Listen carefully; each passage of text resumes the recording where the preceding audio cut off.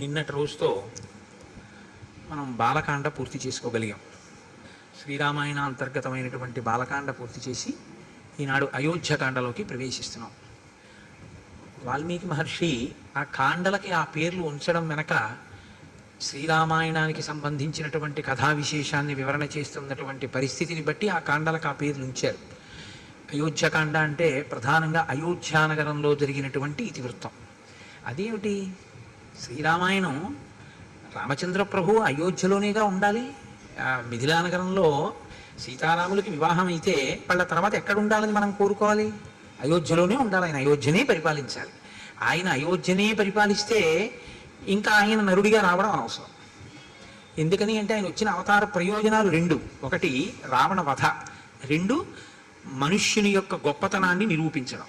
ఇందులో మనుష్యుని యొక్క గొప్పతనాన్ని నిరూపించడంలో కొంత భాగం జరిగింది ఇప్పటికీ.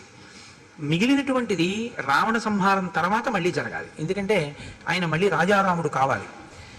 కాబట్టి అయోధ్యలోనే ఆయన ఉండడు అన్నది సుస్పష్టం. అయోధ్యని విడిచిపెట్టవలసి ఉంటుంది కొంతకాలం. కాబట్టి ఇప్పుడు అయోధ్యని విడిచిపెట్టవలసి ఉంటుంది. కాబట్టి అయోధ్యని విడిచిపెట్టడానికి కావలసిన కారణం ఒకటి అయోధ్యకాండలోనే పుడుతుంది. కాబట్టి ఇప్పుడు అయోధ్యకాండ అని ఆయన పేరు పెట్టడంలో ఉన్నటువంటి రహస్యం అది కేవలం అయోధ్యలో జరిగిన వృత్తాంతంతో ఉన్నది అయితే, రామచంద్రమూర్తి రావణవధానంతరం తిరిగి వచ్చిన తర్వాత కూడా అయోధ్యకాండే అనాలి. కానీ అలా అనలేదు. రామాయణంలో బాలకాండ తర్వాత అయోధ్యకాండ అనడం వెనక ఉన్న రహస్యం ఏమిటంటే, సీతారాముల వివాహం అవడం అనేటటువంటిది శ్రీరాముడిగా రామచంద్రమూర్తిని లోకానికి పనికొచ్చేటటువంటి వ్యక్తిగా విశ్వామిత్రుడు అందించి తాను ఉత్తర దిక్కుకు వెళ్ళిపోయాడు. బాలకాండ అన్న పేరంటారా? బాలకాండ అనడానికి కారణం రాముని బాల్యాన్ని వర్ణించింది అని కాదు. ప్రధానంగా బాలుడు అంటే, అందుకే గణపతిని ఎప్పుడూ కూడా బాలుడిగా చెప్తారు తప్ప గణపతికి, సుబ్రహ్మణ్యుడికి, వీళ్ళకి యవ్వనంలో ఉన్నవాళ్ళు, వృద్ధాప్యంలో ఉన్న వాళ్ళ కింద చెప్పరు. అసలు ఎప్పుడు బాలుడి కిందే చెప్తారు. బాలుడి కింద ఎందుకు చెప్తారో తెలుసా అండి? బాలుడి కింద చెప్పడానికి ఒక లక్షణం చెప్తారు పెద్దలు. ఇప్పుడు కోపం వస్తుంది పిల్లాడికి, ఏదో నాన్నగారు కాజా ఇవ్వలేదు, కోపం వస్తుంది. ఆ కోపం ఎంతసేపు ఉంటుంది అంటే మనం చెప్పలేము. 2 నిమిషాలు 3 నిమిషాలు ఉంటుంది, పోతుంది. పోయి మళ్ళీ నాన్నగారండి నాన్నగారండి అని వాడే వచ్చేస్తాడు. ఇందాక కోపపడ్డావు కదరా అంటే అసలు ఆ కోపం ఛాయి కూడా వాడి మనసులో ఉండదు. వాడు నవ్వుతాడు అంతే. వాడికి ఏం జ్ఞాపకం కూడా ఉండదు. నిన్న నాన్నగారు కాజా తేలేదు, నేను నాన్నగారి మీద కోపం పెట్టుకున్నానన్న విషయం కూడా వాడి స్మృతిలో ఉండదు.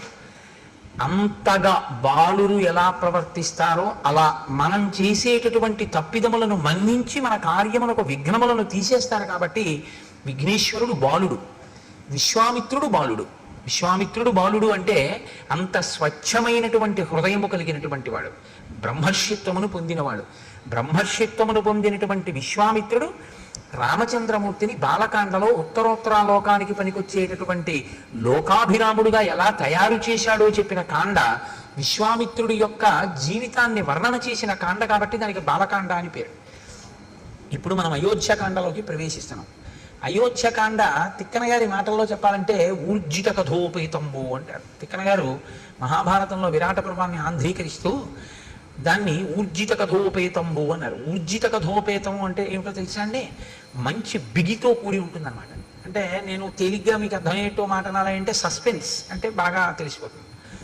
ఊర్జితము అంటే ఏం జరుగుతుంది ఏం జరుగుతుంది అని ఉత్కంఠ. అన్నీ బాగున్నట్టుంటాయి కానీ ఎక్కడో ఏదో జరిగిపోతోందని అనుమానం. ఇది ఎటువైపు నుంచి వస్తుంది అన్నది తెలియదు. సాఫీగా నడిచిపోతున్నటువంటి కథ ముడిపడడం మొదలవుతుంది. ముడిపడి ఇది ఎక్కడ తేలుతుంది ఎలా తేలుతుంది అని శ్రోతయందు ఒక ఉత్కంఠని సృష్టిస్తుంది. అలా సృష్టించడం ఎక్కడ మొదలైందో దాన్ని ఊర్జిత కథ అని పిలుస్తారు. బాలకాండ ఊర్జిత కథ కాదు యథార్థానికి. ఎందుకంటే అసలు కొడుకులు లేరు, అశ్వమేధం చేస్తానంటే కొడుకు కొడతాడా పుట్టడానికి మీకు అనుమానం ఏం లేదు. ఎందుకు లేదంటే వెంటనే సుమంత్రుడు చెప్పేశాడు, నేను విన్నానయ్యా ఇంతకుముందే బ్రహ్మమానసపుత్రుడు సనత్కుమారుడి దగ్గర నీ కొడుకు కొడతాడని చెప్పేశాడు. ఋష్యశృంగుడు ఆశీర్వచనం చేసేశాడు, వశిష్ఠుడు ఆశీర్వచనం చేసేశాడు. కాబట్టి కొడుకులు పుట్టేస్తారు. కాబట్టి అందులో ఊర్జిత కథ అనడానికి ఏముంటుంది? బాలకాండలో ఏం ఉండదు. అయోధ్యకాండ దగ్గరికి వచ్చేటప్పటికి ఊర్జిత కథ. అయోధ్యకాండ ఊర్జిత కథగా మనకి ప్రయోజనం ఏమిటో తెలుసా అండి? మనం గృహస్థాశ్రమంలో ఉన్నటువంటి వాళ్ళం. గృహస్థాశ్రమం అనేటటువంటిది బ్రహ్మచర్యము తర్వాత స్వీకరింపబడేటటువంటి ఆశ్రమం. ఈ గృహస్థాశ్రమంలో ప్రధానంగా పురుషుడు లేదా యజమాని లేదా జీవుడు ఏం చేయాలంటే అర్ధకామములను ధర్మబద్ధం చేసుకుని వైరాగ్యాన్ని సంతరించుకునే ప్రయత్నం చెయ్యాలి. కాబట్టి ధర్మం అంతా గృహస్థాశ్రమంలోనే ఉంటుంది. పట్టుకోవలసింది, అనుష్ఠించవలసింది అంతా ఇక్కడే. బ్రహ్మచారిగా ఉన్నప్పుడు ఏమిటంటే గురువుగారి దగ్గర నేర్చుకోవడం ఒక్కటే ధర్మం, అంతే. అంతకు మించి ఇంకా బ్రహ్మచారికి ఏముంటుంది, ఇంకేం ఉండదు ఆయనకి. కానీ గృహస్థాశ్రమంలోకి వచ్చేటప్పటికి చాలా జటిలంగా ఉంటుంది ఆ స్థితి, చాలా జాగ్రత్తగా ఉండవలసి ఉంటుంది గృహస్థాశ్రమంలో. కాబట్టి ఇప్పుడు రాముడు గృహస్థాశ్రమ ప్రవేశం చేశాడు, సీతాదేవిని చేపట్టాడు. కాబట్టి ఇప్పుడు రాముడు ఒక గృహస్థుగా ఎలా ప్రవర్తించి చూపిస్తాడు. ఇప్పటి వరకు ఒక బ్రహ్మచారిగా ఆయన తల్లితో, తండ్రితో, గురువుతో, తల్లితో తండ్రితో ఆయన ఎంతవరకు సమన్వయం చెందాడు, ఏం మాట్లాడాడు అన్నది పెద్ద అవకాశం మనకి లేదు తెలుసుకోవడానికి. అంతఃపురంలో ఏదో పిల్లలతో మాట్లాడతారు, అది పెద్ద విశేషం ఏం కాదు. కానీ గురువు గారి దగ్గర ఉండి నేర్చుకున్నది ఏదుందో అది ప్రధానం. అది ఒక్కటే ఉంటుంది బ్రహ్మచర్యంలో. గురువు గారు చెప్పింది వింటూ ఉండడం, గురువు గారి దగ్గర నేర్చుకుంటూ ఉండడం. అది జరిగిందా లేదా? జరిగింది బ్రహ్మచారిగా రామచంద్రమూర్తికి. గృహస్థాశ్రమంలోకి వచ్చేటప్పటికీ అనేక విధములైనటువంటి సమస్యలు తలెత్తుతాయి. పాత్ర మారిపోతుంది. ధర్మం భార్య దగ్గరికి వెడితే భర్తృధర్మం, తమ్ముడి దగ్గర నిలబడితే అన్నధర్మం, గురువు దగ్గరికి వెడితే శిష్యధర్మం, తండ్రి దగ్గరికి వెడితే కొడుకు ధర్మం. ఏ ధర్మానికి ఆ ధర్మాన్ని నిలబెట్టుకుంటూ అన్నిటికన్నా సమున్నతమైనటువంటి ధర్మం ఏదుందో, అంటే వేద ప్రోక్తమైనటువంటి ధర్మం ఏదుందో ఆ ధర్మంతో మిగిలినటువంటివి సమన్వయం చేసుకుంటూ వెడుతూ ఉండాలి. ఇది చాలా సంక్లిష్టమైనటువంటి వ్యవస్థ. ఇందులో మనకి పెద్దలు ఏం చెప్తారంటే, ఈ ధర్మం అనేది మీరు ఎక్కడ తెలుసుకోవాలి అంటే ఒక్క వేదంలోంచే తెలుసుకోవాలి. ఎందుకంటే ధర్మం చెప్పడానికి అధికారం ఇంకెవరికి లేదు. నేను ధర్మం చెప్తానండి అంటే నాకేం అధికారం లేదు ధర్మం చెప్పడానికి. నీ చెప్పింది ధర్మం అవుతుంది, వేదం చెప్పింది ధర్మం అవుతుంది. వేదం చెప్పింది ధర్మం అయితే వేదం చదివి తెలుసుకోగలిగినటువంటి ప్రజ్ఞ ఇవాళ ఎంతమందికి ఉంటుంది? వేదంలో ధర్మం ఇలా ఉంది అని మనం ఎలా చెప్పగలం? చెప్పలేం. కాబట్టి ఋషులు ఏం చేశారంటే స్మృతులు కింద తీసుకొచ్చారు. గౌతముడు ఒక స్మృతి రచన చేశాడు, దాన్ని గౌతమ స్మృతి అంటారు. యాజ్ఞవల్కుడు ఒక స్మృతి చేశాడు, యాజ్ఞవల్క స్మృతి, అత్రి స్మృతి. ఇలా స్మృతులు వచ్చాయి. స్మృతులు ఏం చేస్తాయంటే వేదంలో ఉన్నటువంటి ధర్మసూత్రములను క్రోడీకరించి వాటిని అందంగా ఒక పొందికతో తీసుకొస్తారు. దానికి స్మృతి అని పేరు. శృతి స్మృతి రెండు విరుద్ధంగా ఉండవు. శృతిని స్మృతి అనుసరిస్తుంది. శృతిని స్మృతి ఎక్కడైనా తిరస్కరిస్తే దాన్ని మనం పాటించవలసిన అవసరం ఉండదు, ఎందుకంటే అది ధర్మ విరుద్ధం అవుతుంది. అసలు ధర్మ విరుద్ధమైన విషయాన్ని ఋషి ప్రతిపాదించడం. కాబట్టి శృతికి స్మృతికి మధ్యలో ఏదైనా భేదం ఉందా అంటే అది ఉన్నట్టు నీకు కనపడుతోందేమో, కానీ పెద్దల దగ్గర ఆశ్రయించి నువ్వు తెలుసుకుంటే ఆ భేదం ఉండే అవకాశం పెద్దగా ఏమి ఉండదు. ఋషి ఎప్పుడూ మన ప్రయోజనం కొరకే మాట్లాడతారు. కాబట్టి రఘువంశ కావ్యంలో కాళిదాసు గారు ఒక మాట అంటాడు, వేదాన్ని స్మృతి ఎలా అనుసరించిందో అలా నందినీ ధేనువుని దిలీప మహారాజు అనుసరించాడు అన్నాడు. శృతేరివార్థం స్మృతి రన్వగచ్చత్ అన్నాడు. శృతి యొక్క అర్థం వేదం ఏం చెప్పిందో దాన్ని స్మృతి అనుసరించినట్లు దిలీపుడు ఆ గోవుని నందినీ ధేనువుని అనుసరించాడు అన్నాడు. కాబట్టి ఇప్పుడు ధర్మాన్ని పాటించాలి, స్మృతులన్నా తెలిసి ఉండాలి, వేదమన్నా తెలిసి ఉండాలి. నాకు వేదము తెలియదు, స్మృతులు తెలియదు, మరి ఏం తెలుసుకుంటే ధర్మం తెలుస్తుంది? వేదోపబ్రహ్మణమైనటువంటి రామాయణంలో రాముడు ధర్మమూర్తి అయ్యాడు. ఎలా అయ్యాడు? పుట్టుక చేత ధర్మమూర్తి కాలేదు, ధర్మాన్ని అనుష్ఠించి ధర్మమూర్తి అయ్యాడు. కాబట్టి ఇప్పుడు నీవు శ్రీరామాయణం అయోధ్యకాండ ప్రత్యేకించి బాగా అర్థమైతే నీకు అనేకమైనటువంటి ధార్మిక విషయముల మీద అనుమానాలు తీరిపోతాయి. కానీ మీరు దాన్ని చాలా జాగ్రత్తగా అర్థం చేసుకోవలసి ఉంటుంది. అర్థం చేసుకుంటే మాత్రం అసలు గృహస్థాశ్రమంలో ఎలా బ్రతకాలి, ఎలా ఉంటాయి విషయాలు అన్నదాన్ని అసలు అయోధ్యకాండ ఆవిష్కరించినట్లుగా శ్రీరామాయణంలో మిగిలిన కాండలు చూపించలేవు. ఎందుకంటే సుందరకాండ ఉపాసన కాండ, అయోధ్యకాండ గృహస్థాశ్రమ ధర్మములను వివరించేటటువంటి కాండ. అందుకే అయోధ్యకాండ ప్రధానంగా ఎవరు విని తీరాలి అంటే గృహస్థాశ్రమంలో ఉన్నటువంటి వాళ్ళందరూ వినాలి, గృహస్థాశ్రమంలోకి వెళ్ళే వాళ్ళందరూ వినాలి. అంటే మినహాయింపు ఎవరికి ఉంటుంది? బహుశಃ ఉంటే శ్రీరామాయణాన్ని ఆదరణతో వినేటటువంటి సన్యాసికి తప్ప మిగిలిన వాళ్ళందరూ వినవలసింది. అంత గొప్ప కాండ అయోధ్యకాండ. కాబట్టి ఊర్జిత కథోపేతంబు, ఇక్కడే రసకందాయంగా ఉంటుంది. అంటే కథ ఒక కొత్త పుంత తొక్కి అవతార ప్రయోజనం వైపుకి నడుస్తుంది. అది ఎలా నడుస్తుందో, ఎంత గమ్మత్తుగా నడుస్తుందో మీరు ఇప్పుడు అవతరించేటటువంటి ప్రయత్నం చేదురు. కానీ నిన్నటి రోజున మీతో నేను ఒక మాట అని పూర్తి చేశాను. అన్ని ఋతువుల యందు సుఖములను అనుభవించారు సీతారాములు అంటూ నేను బాలకాండని పూర్తి చేశాను. అన్ని ఋతువుల యందు సుఖమును అనుభవించుట, ఈ మాట కొంచెం జాగ్రత్తగా మీరు పట్టుకోవాలి. మీకు సుఖంగా ఉందా అండి అంటుంటాడు. మీ ఫ్యాన్ పెట్టి మీకు సుఖంగా ఉందా అండి అంటారు. అంటే మీరు బాగా గుర్తుపెట్టుకోండి, అది ద్వంద్వము అని గుర్తు. ఖ అంటే ఆకాశం, సంస్కృతంలో ఖ అంటే ఆకాశం. ఆకాశానికి మార్పు ఏమి ఉండదు అసలు, అది ఎప్పుడు అలాగే ఉండదు. దానిలో మబ్బులు వచ్చాయనుకోండి, మీకు ఇప్పుడు ఆకాశం మేఘావృతమైంది, ఆకాశంలో మబ్బులు తొలగిపోయాయి అనుకోండి, ఆకాశము నిర్మలంగా ఉంది. ఆకాశం ఏమైనా మారిందా? ఆకాశం ఏం మారలేదు. మబ్బులు కమ్మాయి, మబ్బులు పోయి. ఖ అంటే ఆకాశం, సు ఖ అంటే మనసు, ఖ అంటే ఆకాశం, సు ఖ అంటే బాగున్నట్టు నీకుంటే సుఖ. ఆ సు కాసేపటికి బాగుండనట్టు అనిపిస్తే దుఃఖ. ఖ అలాగే ఉంది, ముందున్న సు మారింది, దు మారింది, అంతే. ఇది పట్టుకోవడమే వైరాగ్యం వైపు వెళ్ళడానికి మొదటి మెట్టు. ఎందుకంటే సు ఎప్పుడూ సుగా ఉండిపోయింది అనుకోండి, సత్యం అయిపోతుంటుంది. అంటే మీకు నేను ఉదాహరణ చెప్పాలి అంటే, నేను అయోధ్యకాండ రాత్రి 11 అయినా చెప్తున్నాను అనుకోండి, మీకు సు దు అవుతుంది. ఎందుకంటే 6:30కి మొదలెట్టింది బాగుంటుంది, 8:30 తర్వాత కొంచెం సు చెరగడం మొదలవుతుంది. 10 అంటే నాకు మీ విషయంలో అలా అనిపించట్లేదు, ఎందుకంటే ఎంత చెప్పినా వింటున్నారు. రాత్రి 12 కూడా నేను చెప్పడం మొదలెట్టాను అనుకోండి, ఏమో దు అవుతుందేమో, దేవుడు వీడి వదిలిపెట్టడా ఏమిటి మందని. కాబట్టి అప్పటి వరకు బాగున్నది అప్పుడు ఎందుకు బాగోలేదు అంటే, అప్పటికి కావలసినటువంటిది ఒకటి ఆవశ్యకమైపోయి దానికి ఇది ప్రతిబంధకం అయిపోయింది. అప్పుడు ఈ సు దు అవుతుంది. ఈ సు దు రెండు తీసేసి ఖాగా ఉండిపోయాడు అనుకోండి, వాడే జ్ఞాని, అంతే. ఇది మీరు పట్టుకోవడంలోనే ఉంటుంది. కాబట్టి అన్ని ఋతువులలోనూ సుఖం అనుభవించేది అంటే, ఆయా ఋతువులలో ఏది తీసుకుని ఎలా ఉంటే సంతోషంగా ఉంటుందో అలా వాళ్ళు ఉన్నారు. శీతాకాలంలో ఏసీ వేసుకు పడుకున్నాడు అనుకోండి, పిచ్చాడు అనుకుంటారు. వేసవి కాలంలో ఏసీ వేసుకు పడుకుంటే సుఖంగా ఉందంటారు. అంటే ఏ ఋతువులో దేన్ని వాడుకుంటే మనసుకి సంతోషంగా ఉంటుందో అలా వాళ్ళు గడిపారు. అంటే సీతారాములు సంతోషంగా ఉన్నారా? మీకు అనుమానమా? అన్ని ఋతువులలోనూ సంతోషంగా ఉన్నారంటే 365 రోజులు సంతోషంగానే ఉన్నారు. ఇప్పుడు ఈ సంతోషానికి అడ్డేదైనా వచ్చిందనుకోండి, బాగా గమనించండి నేను చెప్పే మాటని. ఇప్పుడు ఈ సంతోషానికి అన్ని ఋతువులలో సీతారాములు సంతోషంగా ఉన్నారు. ఇప్పుడు సీతారాములు అడవికి వెళ్ళిపోతారు. పెద్ద విచిత్రం ఏంటంటే, మీకు తెలియదా నాకు తెలియదా, నేను దాచిపెట్టవలసిన అవసరం ఏముంది అందులో, నేను దాచిపెడితే మాత్రం మీకు తెలియదా? అడవికి వెళ్ళిపోయారు. అడవికి వెళ్ళిపోతే మీరు నేను ఏం చేస్తామంటే ఇలా వేళ్ళు విరిచి, అయ్యయ్యయ్యో ఎంత పని చేసిందండి మందర, ఎంత పని చేసిందండి కైకమ్మ, రాముడు అడవికి వెళ్ళిపోయాడు పాపం ఎంత కష్టపడుతున్నాడో అంటాం. ఆయనకి అది సు కాదు డు కాదు, ఆయన ఖ. అందుకని నవమినాడు పుట్టాడు. ఆయన ఏమంటాడంటే, మా నాన్నగారిని సత్యంలో నిలబెట్టి నా ధర్మాన్ని నేను పోషించాను కాబట్టి నాకు సంతోషం అంటే. మీకు దుఃఖంలా కనపడుతున్నది రాముడికి దుఃఖం కాదు.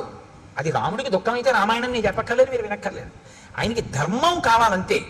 ధర్మం పట్టుకుని ఉంటే ఆయనకి సంతోషం. ధర్మం వదిలేశాడో రాముడు, అది ఆయనకి ఇబ్బంది.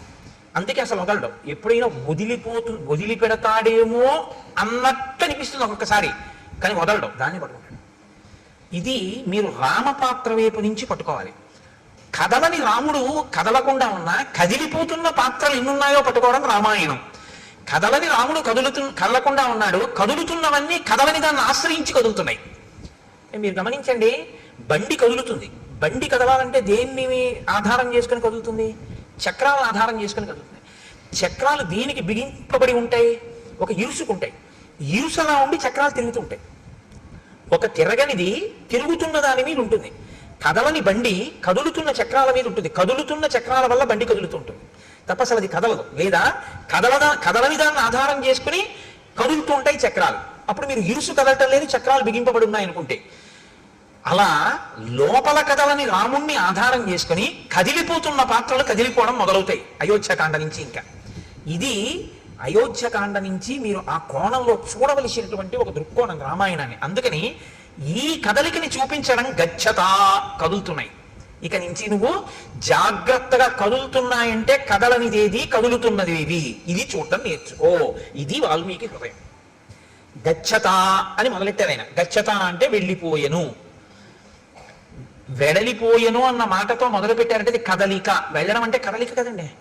ఈ కదలిక ఏ కదలని దాన్ని ఆధారం చేసుకుని కదలడం మొదలు పెట్టాయన్నీ. ఇది నువ్వు పట్టుకోగలిగితే కదలని వాడెవడో దేని వలన కదలడో నువ్వు పట్టుకోగలవు. ఇది అయోధ్యకాండలో మీరు చాలా జాగ్రత్తగా పరిశీలించాలి. అలా కదలకపోవడానికి కారణం ఏంటంటే ఆయన పట్టుకున్న ధర్మం రాముడిది. ఇప్పుడు ఇప్పుడు గచ్చతామాతులకులం భరతేన తదానఘ శత్రుఘ్నో నిత్యశత్రుఘ్నో నీత ప్రీతి పురస్కృత. గచ్చతా మాతులకులం, మాతులకులం అంటే మేనమామ గారి ఇల్లు. భరతుని యొక్క మేనమామ యుధాజిత్, కేకయరాజు యొక్క కుమారుడు. యుధాజిత్ పెళ్లికి వచ్చాడు, జనక మహారాజు గారి యొక్క నగరానికి, మిథిలా నగరానికి వచ్చాడు. వచ్చి పెళ్ళి అయిపోగానే భరతుణ్ణి శత్రుఘ్నుణ్ణి నేను తీసుకెళ్తానని అడిగాడు.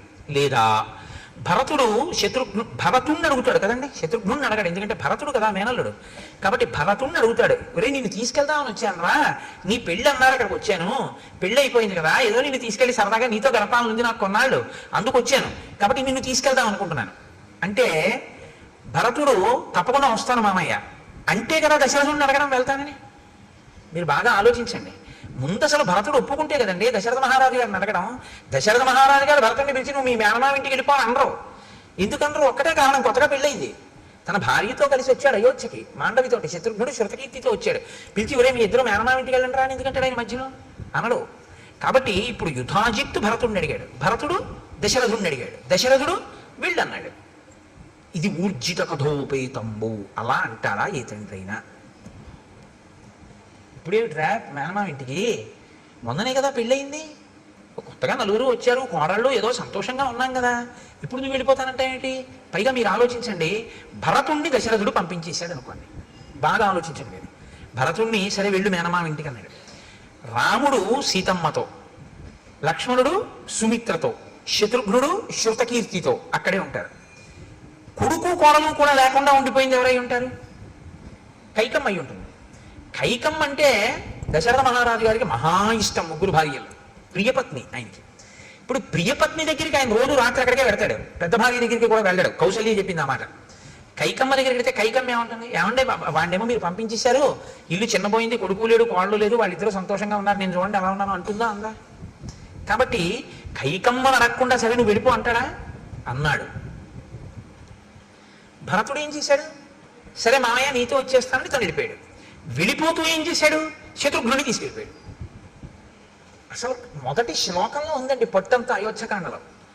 గచ్చతా మాతుల కులం భరతేన తదానగ శత్రుఘ్నో నిత్య శత్రుఘ్నో నీత ప్రీతి పురస్కృత. తీసుకెళ్లేటప్పుడు ఎలా తీసుకెళ్లాడు శత్రుఘ్నుణ్ణి? అత్యంత ప్రీతితో తీసుకెళ్లాడు. అత్యంత ప్రీతితో తీసుకెళ్ళడం దోషం కాదు, కానీ శ్రీరామాయణాన్ని మీరు జాగ్రత్తగా పరిశీలనం చేస్తే మాండవి శృతకీర్తి కూడా భరత శత్రుఘ్నులతో యుధాజిత్ ఇంటికి వెళ్ళినట్టు కనపడదు. భరతుడు తన మేనమామ ఇంటికి వెళ్తున్నాడు, శత్రుఘ్నుడికి యుధాజిత్తు మేనమామ కాడు. కానప్పుడు శత్రుఘ్నుడిని భరతుడు ఎలా పిలిచాడు? రమ్మని పిలిచాడు. శత్రుఘ్నుడు ఎలా వెళ్ళిపోయాడు? వెళ్ళిపోయిన వాడు ఇప్పుడు రమ్మన్నాడు, ఏమిటి రమ్మని, బాగుంటుందా అని ఏమాత్రం అనుకోకుండా ప్రీతితో వెళ్ళిపోయాడు, ప్రీతితో తీసుకెళ్ళిపోయాడు. అంటే భరత శత్రుఘ్నుల మధ్య ఉన్న అన్యోన్యత ఎంత గొప్పదంటే భరతుడు ఎక్కడుంటే శత్రుఘ్నుడు అక్కడ ఉంటాడు. కథని కథగా వినండి అంతే మీరు. నేను అదే మీకు మనవి చేసింది. శ్రీరామాయణాన్ని మీరేం పెద్ద చిలవల పలవలు చెయ్యక్కర్లేదు, కథని కథగా వినండి, అది అమృత ఫలం అంతే.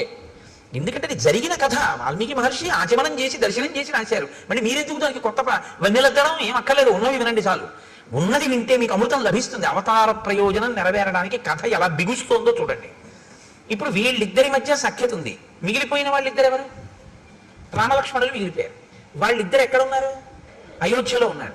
వాళ్ళిద్దరి భార్యలు ఎక్కడున్నారు? అయోధ్యలో ఉన్నారు. భరత శత్రుఘ్నుల భార్యలు ఎక్కడున్నారు? అయోధ్యలోనే ఉన్నారు. పంపించిన దశరథుడు ఏదైనా మనసులో వాళ్ళు ఇక్కడ ఉండడం ఇష్టం లేక పంపాడా? వెళ్ళిపోయిన వాళ్ళు పెళ్ళవగానే ఏదైనా మనసు మారి మనం ఇక్కడ ఎందుకు మనం మేనమామ ఇంటికి వెళ్ళిపోదామని వెళ్ళారా? ఇప్పటి వరకు ఇలాంటి అనుమానాలు ఏం లేవు రామాయణంలో కదండి. రామాయణం జరుగుతున్నప్పుడు దశరథుడు అంతఃపురం పక్కింట్లో మీరు ఉన్నారని ఊహిస్తే లోకం విషయాలు మనకు ఎక్కువ కావాలి కాబట్టి మనం ఆ కోణంలో ఆలోచించినప్పుడు దశరథుడు వెళ్ళమన్నాడా?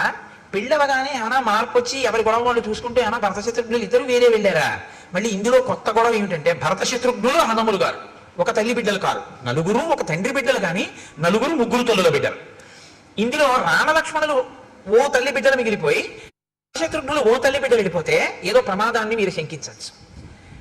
రాముడి దగ్గర సుమిత్ర కొడుకున్నాడు, భరతుడి దగ్గర సుమిత్ర కొడుకే ఉన్నాడు. సుమిత్రకి ఇద్దరు బిడ్డలు, లక్ష్మణుడు శత్రుఘ్నుడు. ఒకడు రాముడితో ఉన్నాడు, ఒకడు భరతుడితో ఉన్నాడు. ఒక తల్లి బిడ్డలే అయినా కూడా ఏమంటే రాజ్యం కదా, అధికారం కదా, వాళ్ళిద్దరి మధ్య మళ్ళీ పొసగలేదు. అందుకని ఒక ఆయన అటు చేరాడు, ఒక ఆయన ఇటు చేరాడు అనుకుందామా? అలా అనుమానం ఏమైనా ఉందా మీకు? ఊర్జిత కథోపేతంబు, ఆ కదలికలోనే ఎన్ని కదలికలు వచ్చాయో చూడండి ఆలోచనలు. భరతుడు ఒక్కడ కదిలితే శత్రుఘ్నుడిని తీసుకుని వెళ్ళిపోతే ఎంత కదిలిందో చూడండి కథ, ఎన్ని ఆలోచనలు కదిలేయో చూడండి. ఇప్పటి వరకు అలా ఏమైనా అవకాశం ఉందా ఎక్కడైనా? లేదు. ఇంకిక్కడి నుంచి అన్నీ కదులుతుంటాయి లోపల. కాబట్టి ఇప్పుడు ఆ వెంటనే మహర్షి అంటారు, మాతులే నాశ్వపతి చేత భరతుడి శత్రుఘ్నుడిని కూడా తీసుకుని వెళ్ళినా భరతుడి మేనమామ అయిన యుధాజిత్తు వీడు కూడా ఎందుకు వీడితోటన్న భావన ఆయనకేం లేదు. ఈ ఇద్దరు పిల్లలకి యుధాజిత్ ఇంటికి వెళ్ళిపోయేటప్పుడు నేను అన్నయ్యతో వెళ్ళడం ఎందుకని శత్రుఘ్నుడికి లేదు, ఇప్పుడు తమ్ముడిని తీసుకెళ్ళడం ఎందుకని భరతుడికి లేదు. అంటే అందరి మనసులు నిర్మలంగానే ఉన్నాయా? మరి ఎందుకు తీసుకెళ్ళినట్టు యుధాజిత్తు? ఒక్క కారణం చేత మాత్రమే తీసుకెళ్ళాడు, మేనమామగా తన ముద్దు చెల్లించుకోవడానికి. అంతకన్నా నువ్వు అనుమానాలు ఏమీ పెట్టుకోవద్దు. మహర్షి వేసినటువంటి సంకేతం. నువ్వు అంతకన్నా ఏమైనా అనుమానాలు పెట్టేసుకుంటావేమో, అక్కర్లేదు. ఎందుకని? పుత్రస్నేహేన లాలిత మాతులే నాశ్వపతిన. అశ్వపతి యుధాజిత్తుకున్న మారుపేరు. కేవలం మేనమామల ముద్దు మేలైన ముద్దు, తాతలకు తా ముద్దు తాను అబ్బాయి అని జానపదం. మేనమామల ముద్దు మేలైన ముద్దు, అందుకని మేనమామ తీసుకెళ్ళాడు. వాళ్ళు వెళ్ళారు. వెళ్ళిన వాళ్ళు అక్కడికి వెళ్ళిపోయారు కదా పెళ్ళవగానే. మరి భార్యల మీద కానీ తండ్రి మీద కానీ వాళ్ళంత ప్రేమ లేని వాళ్ళ? మరి రామలక్ష్మణులు ఉన్నారు, వాళ్ళిద్దరు వెళ్ళిపోయారు. తల్లిదండ్రుల మీద ఏమండి మీరు ఏమైనా చెప్పండి కానీ రామలక్ష్మణులకి ప్రీతి ఎక్కువ, అందుకే వాడి పాపం ఎప్పుడు విడిచిపెట్టి వెళ్ళలేదు. వాళ్ళిద్దరూ మాత్రం చూడండి తగుదనమ్మా అని మేనమామ గారి ఇంటికి వెళ్ళిపోయారని మీరు అంటారేమో. వెంటనే మహర్షి అంటారు, సర్వ ఏవతు తస్యేష్ఠా చత్వార పురుషర్షభా స్వశరీరాద్వినివృత్తా చత్వార ఇవ బాహవః. దశరథ మహారాజు గారికి రామ లక్ష్మణ భరత శత్రుఘ్నులు నలుగురి యందు ఉన్నటువంటి ప్రీతి ఎటువంటిదంటే, తన శరీరములోనే ఉన్నటువంటి ఉత్పన్నమైన 4 బాహువుల యందు తనకి ఎలా సమానమైన ప్రేమ ఉంటుందో దశరథుడికి కూడా అలాగే నలుగురు కొడుకుల మీద సమానమైనటువంటి ప్రేమ ఉన్నది. అంతే తప్ప భరత శత్రుఘ్నుల మీద తక్కువ ప్రేమ, రామలక్ష్మణుల మీద తక్కువ ప్రేమ అలా ఏం ఆయనకి లేదు. ఆయన మేనమామ పిలిచాడు, పంపించాడు. రామలక్ష్మణులు ఉన్నారు. శత్రుఘ్నుడు ఎప్పుడు భరతుడిని విడిచిపెట్టి ఉండడు, వెళ్ళిపోయాడు. లక్ష్మణుడు రాముడిని విడిచిపెట్టి ఉండడు, రాముడితో పాటు అంతఃపురంలో ఉండిపోయాడు, అంతవరకే. కాబట్టి భ్రాతరం స్మరతాం వీరో వృద్ధం దశరథం నృపం. వెళ్ళిన భరత శత్రుఘ్నులు ఎప్పుడూ దశరథ మహారాజు గారిని తలుచుకుంటూ ఉంటారు. ఎందుకు తలుచుకుంటూ ఉంటారు అంటే, నాన్నగారు పెద్దవారు అయిపోయారు, అది కారణం. వృద్ధం, అరే నాన్నగారు పెద్దవారు అయిపోయారే, మనం మామయ్య ఇంటికి వచ్చాం, సంతోషంగా గడుపుతున్నాం. కానీ పెద్ద ఆయన పాపం నాన్నగారి దగ్గర మనం ఉంటే నాన్నగారు సంతోషించి ఉండేవారు, నాన్నగారికి మనం శుశ్రూష చేసి ఉండేవాళ్ళం, ఇక్కడికి వచ్చాం, పెద్దవారు నాన్నగారు ఎలా ఉన్నారో అని వాళ్ళు నాన్నగారిని తలుచుకుంటూ ఉంటారు తప్ప వాళ్ళకి ఇంకా ఏ విధమైనటువంటి అన్యమైన ఆలోచన వాళ్ళకి లేదు. దశరథుడికి ఉన్నట్టు కనపడదు, యుధాజిత్తుకి లేదు, రామలక్ష్మణులకి లేదు, కానీ కదిలారు. కదలిక మాత్రం సంభవించింది. తేషామపి మహాతేజ రామో రతికర పితు స్వయం భూరివ భూతానాం బహూవ గుణవత్తరః. ఈ అంతఃపురంలో రామలక్ష్మణులు ఉన్నప్పుడు దశరథ మహారాజు గారు పరిపూర్ణమైనటువంటి తృప్తినే పొందుతున్నాడు. ఎందుకు పొందుతున్నాడు అంటే, నలుగురు కొడుకులైనా అందులో పెద్దవాడైనటువంటి రామచంద్రమూర్తి యొక్క గుణముల శోభ అటువంటిది. మహాతేజ, గొప్ప తేజోవంతుడు. రామో రతికర పితు, తండ్రికి సర్వకాలముల యందు తృప్తిని కలిగించేటటువంటి మనస్తత్వం ఉన్నవాడు. స్వయం భూరివ భూతానాం బభూవ గుణవత్తరః.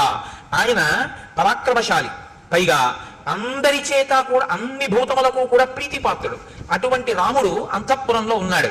సహి రూపోపపన్నశ్చ వీర్యవాననసూయకః భూమా వనుపమః సూనుః గుణైర్దశరథోపమః.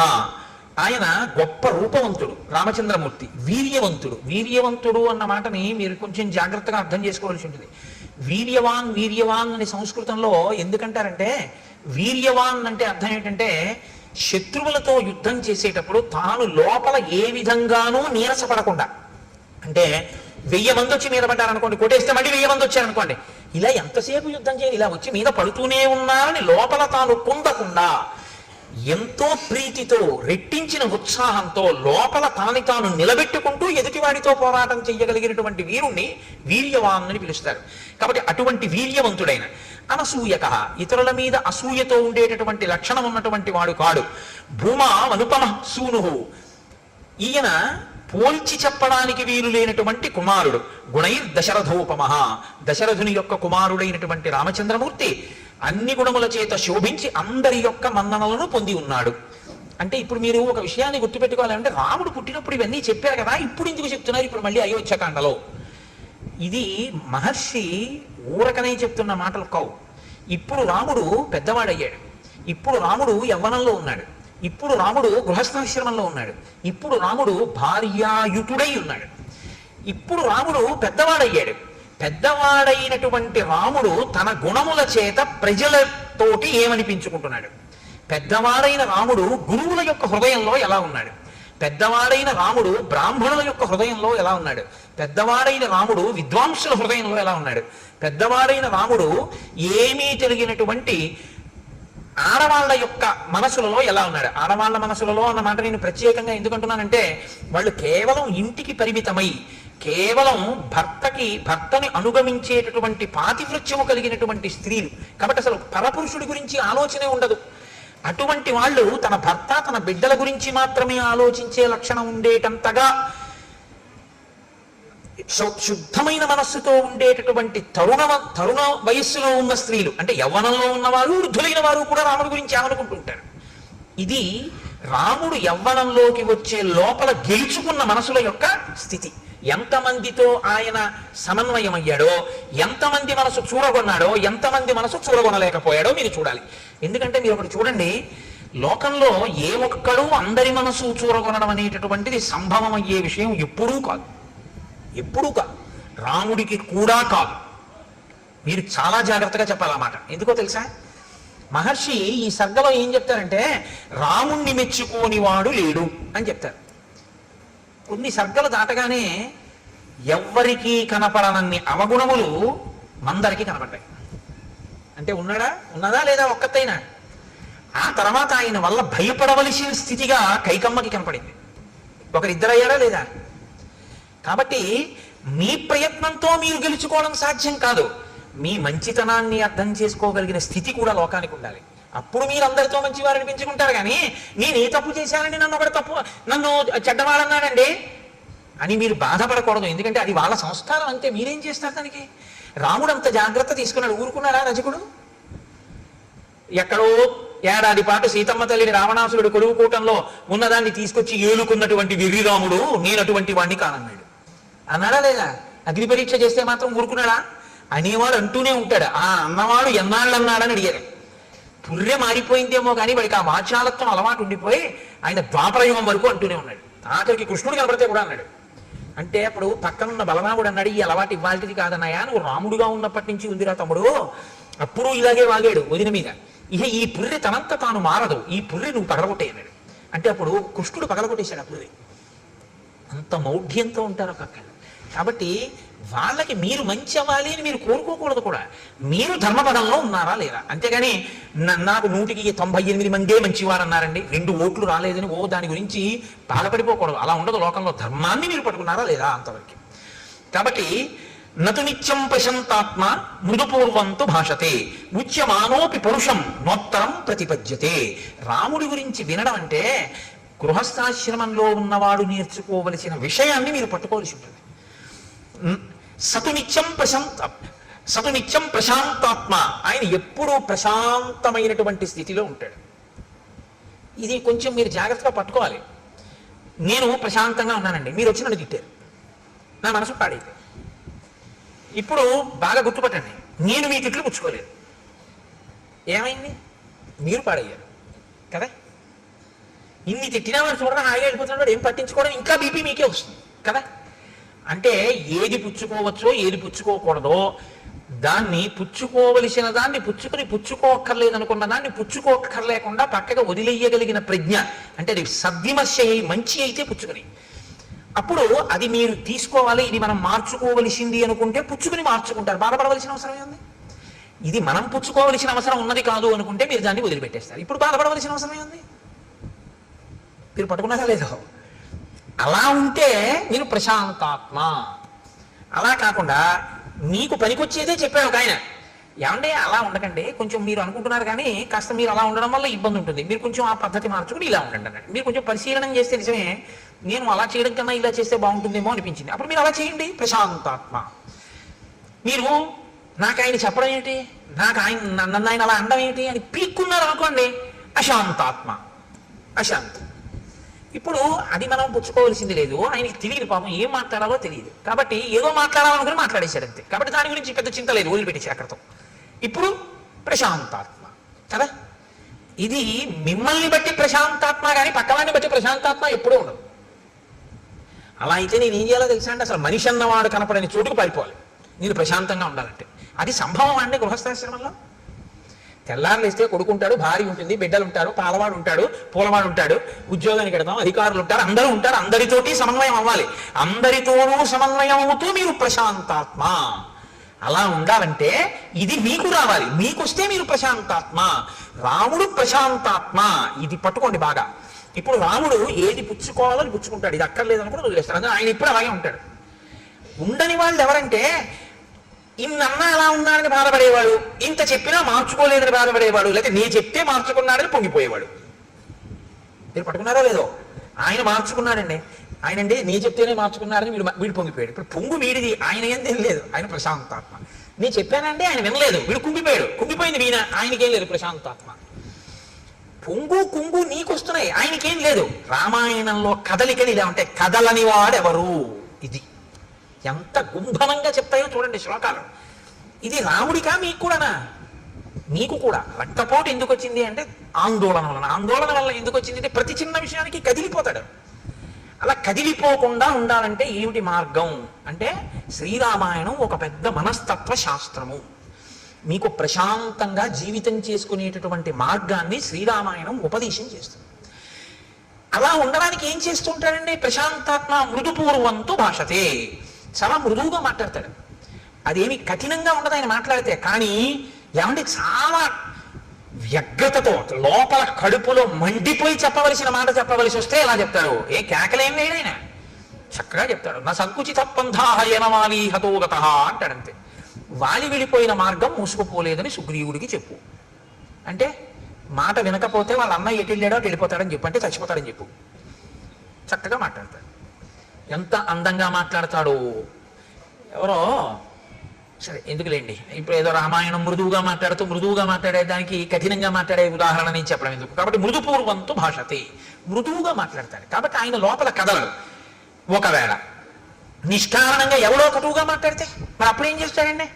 ఉచ్యమానోపి పరుషం నోత్తరం ప్రతిపద్యతే. అవతల వాడు చాలా ఉద్రేకంగా మాట్లాడుతున్నాడు, ఇప్పుడు తాను కానీ మళ్ళీ మాట్లాడితే అది ఖచ్చితంగా ఉద్రేకానికే వెళుతుంది. అప్పుడు ఆయన మాట్లాడటం, ఆయన మౌనంగా ఉంటాడు. ఆయన మౌనంగా ఉండి అవతల వాడిని బాగా మాట్లాడేనిస్తాడు. ఎంత ఉద్రేకపడగలడో అంత ఉద్రేకపడనిస్తాడు. ఆయన నిశ్శబ్దంగా అవేం పుచ్చుకోడు. పుచ్చుకుంటే కదండి వచ్చిన బాధ. ఇప్పుడు నన్ను తిట్టాలని మీరు అనుకున్నారనుకోండి, అనుకుని నన్ను తిట్టేశారు, కానీ నేను అప్పుడు నిద్రపోతున్నాను. ఏమైనా ప్రయోజనం ఉందా? మీరు తిట్టారని కూడా నాకు తెలియదు. లేచుండి నేను పుచ్చుకోపోయినా అంతే. మీరు 1000 రూపాయలు ఇస్తే నేను పుచ్చుకోలేదు అనుకోండి, నేను ఆయనకి 1000 రూపాయలు ఇచ్చానంటే మీరు అనగలరా? నేను పుచ్చుకుంటే కదా మీరు నాకు ఇచ్చినట్టు. మీరు తిట్టారు, మీరు తిట్టానని మీరు అనుకుని ఉద్రేకపడాలంటే నేను పుచ్చుకుంటే కదా. ఇది రాముని యొక్క స్వభావం. ఇది యథార్థానికి ఏంటంటే రాముడు అలా ఉన్నాడంటే ప్రశాంతాత్మ, నీకు కూడా అలా ఉండాలనుందా? రాముడు ఇలా ఉన్నాడు, నువ్వు అలా ఉండు. మార్గాన్ని చెప్తున్నారు మహర్షి. ఎందుకంటే గృహస్థాశ్రమంలో మనం వివిధమైనటువంటి వ్యక్తులతోటి ఆ సందర్భంలోకి వస్తాం. నాకు ఒక మిత్రుడు ఉండేవాడు, ఎప్పుడు ఎవరినో ఒకళ్ళని తిట్టేవాడు. రోజు ఆఫీస్లో రోజు దెబ్బలాడేవాడు. మొన్న మా అమ్మాయి పెళ్లి భోజనానికి వస్తే నేను అన్నాను కూడా, నీ గురించి ఉపన్యాసంలో చెప్తున్నాను ఆయన ఈ మధ్యని. అంటే అతను అన్నాడు, నేను రోజు అన్నాను, ఏమయ్యా నువ్వు రోజు ఎవరినో ఒకరితో దెబ్బలాడతావు కదా, అసలు ఎవరూ దెబ్బలాడకుండా నువ్వు దెబ్బలాడినా మౌనంగా ఉన్నారనుకో, ఏం చేస్తావయ్యా, ఎలా దెబ్బలాడతావు అన్నాను. దెబ్బలాడకపోతే నాకు నిద్ర పట్టదండి కోటేశ్వరారని. మరి దెబ్బలాడకపోతే ఎవ్వరూ దెబ్బలాడకుండా అందరూ మౌనంగా ఉన్నారు, నువ్వేమన్నా ఊరుకున్నారు, ఏం చేస్తావు అన్నాను. మా ఆవిడతో దెబ్బలాడతాను నేను. మీ ఆవిడ దెబ్బలాడకపోతే అన్నాను. మా ఆవిడతో ఎలా దెబ్బలాడాలో నాకు తెలుసాను. నేను తెల్లబోయాను, ఎలా దెబ్బలాడతావు అన్నాను. ఆవిడని ఎలా దెబ్బలాడగలవు నువ్వు ఆవిడతో అన్నాను. ఏముంది ఇంటికి వెళ్ళి అడుగుతాను, ఉత్తరాలు ఏమైనా వచ్చాయా అని అడుగుతాను. వచ్చాయి అందనుకోండి. కన్యాదానం ఎందుకు చేశాడు మీ నాన్న? కన్యాదానం చేసి నాతో పంపడం ఎందుకు, రోజుకో ఉత్తరం రాయడం ఎందుకు, నీకేమో పుట్టింటి మీద వ్యామోహం కల్పించడం ఎందుకు, నిమిషానికి ఒకసారి నువ్వు పుట్టింటి కడతాను అనిపించేటట్టుగా చేయడం ఎందుకు, ఎందుకు ఆపాడేదానికి ఆ పుట్టింట్లోనే ఉంచుకోపోయాడా, ఎందుకు ఇచ్చినట్టు పిల్లలని చెప్పి అయిన దానికి కాని దానికి చెలరైపోతాను అలా మెట్ల మీద. ఆవిడ కోపం వచ్చేదో అంటారు. నేను అన్నాను, మరి ఉత్తరం రాయిపోతే అన్నాను. కన్యాదానం చేసేసాడుగా, ఇంకా ఏమైపోతే ఆయనకి ఎందుకు, ఓ క్షేమంగా ఉన్నావా ఏమిటని కూడా ఉత్తరం రాయి. ఎంత గొప్పనానే మీ నాన్న అంటానన్నాడు. అయ్యి బాబోయ్ నాయన నీతో చాలా కష్టం రా అన్నాడు. కాబట్టి అలా ఉండాలనుకోండి, మీరేం చేస్తారు దానికి? అప్పుడు రాముడు ఏం చేస్తాడంటే మౌనంగా ఉంటాడు అన్నారు మహర్షి. నోత్తరం ప్రతిపద్యతే, ఏమీ మాట్లాడటం, నిశ్శబ్దంగా ఉంటాడు. ఆయన నిశ్శబ్దంగా, నేను మాట్లాడిన జవాబు చెప్పను ఇప్పుడు, అంతే, అలా ఉంటాడు. కథంచిదుపకారేణ కృతే నైకేన తుష్యతి నస్మరత్యపకారాణం శతమప్యాత్మవత్తయ. కథంచిదుపకారేణ, కథంచి అంటే కావాలని చేసింది కాదు, అనుకోకుండా చేసిన ఉపకారం. అనుకోకుండా ఆయన వల్ల ఒక ఉపకారం జరిగింది, కావాలని చేద్దామని చేసిన ఉపకారం ఏం కాదది. కథంచిదుపకారైన కృతే నైకేన తుష్యతి. అలాంటి ఉపకారం ఒక్కటైనా సరే ఎంతో సంతోషపడిపోతాట. గుర్తుపెట్టుకుని ఆయనండి నాకు ఈ ఉపకారం చేశారు, ఆయనండి నాకు ఈ ఉపకారం చేశారంటే నిజంగా ఆయన ఏం కావాలని ఏం చేయలేదు. ఏదో రాముడు నేను ఓ దగ్గర కూర్చున్నాను అనుకోండి, రాముడు టికెట్ కొనుక్కుందామని ఎడుతున్నాడు, రాముడు పెట్టి నా పెట్టి పక్కన పెట్టాడు, నాకేం చెప్పలేదు, వెళ్ళిపోయాడు. ఈలోగా ఓ దొంగ అటుగా వచ్చాడు, ఆ పెట్టి పట్టుకెడదాం అనుకుని నా పెట్టి అనుకుని పట్టుకెళ్ళలేదు, పక్కన వాళ్ళ పెట్టి పట్టుకుని నిలబోయాడు, పట్టుకున్నారు, కొట్టారు. కొడుతుంటే అసలు నేను ఆ పెట్టి జోలికి వెళ్దాం అనుకున్నాను, ఆ పెట్టు పోతే పోయేది, టికెట్ కోసం వెళ్ళాడు, ఆయన పెట్టి అనుకుని నేను ఎత్తుకుపోలేదు అన్నాడు. ఇప్పుడు రాముడు అనుకుంటాట, నేను ఆయనకి అప్పచెప్పపోయినా నా పెట్టె ఆయన పెట్టె పక్కన పెట్టడం వల్ల నా పెట్టె దొంగతనం కాకుండా రక్షింపబడింది. ఇప్పుడు నేనేమైనా రక్షించాను ఆయన పెట్టెని, ఆయన నాకు అప్పచెప్పాడా, నేను రక్షించాను, నేను రక్షించలేదు. ఆయన పెట్టె నా పెట్టె పక్కన పెట్టాడు, దొంగలు అనుకున్నాడు, రెండు పెట్లు నావనుకుని. నీ చెయ్యాలని చెయ్యకపోయినా ఉపకారం నా వలన అనుకోకుండా ఒక ఉపకారం జరిగినంత మాత్రం చేత దాన్ని తలుచుకో మహానుభావుడు ఎంత ఉపకారం చేశాడో అని కృతజ్ఞతతో పొంగిపోతుంటాట రాముడు. కథంచిదుపకారేణ కృతేనైకేన తుష్యతి నస్మరత్యపకారాణం శతమప్యస్మరత్తయ. కావాలని 100 అపకారాలు చేశాడు వాడు, చిరునవ్వు నవ్వుతాడు అది గుర్తొచ్చినప్పుడు.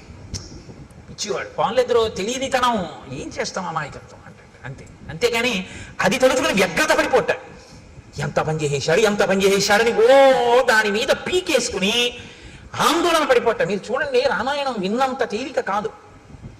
కొందరి ఇళ్లలో ఒకసారి దయానంద సరస్వతి మహారాజ్ దగ్గరికి ఒక ఆవిడ వెళ్ళి ఓ మాట అడిగారు, మీరు భగవద్భక్తి కలిగినటువంటి వాళ్ళ వల్ల ప్రశాంతత ఉంటుందంటారు, మా అత్తగారు ప్రతిరోజు 2 గంటలు పూజ చేస్తుంది, మిగిలిన 22 గంటలు తింటూనే ఉంటుంది, మరి 2 గంటల పూజ వల్ల ఉపయోగం ఏమిటని అడిగింది ఆవిడ. అంటే దయానంద సరస్వతి అన్నారు, ఆ పూజ వల్ల నువ్వు 2 గంటలు ప్రశాంతంగా ఉండడమే.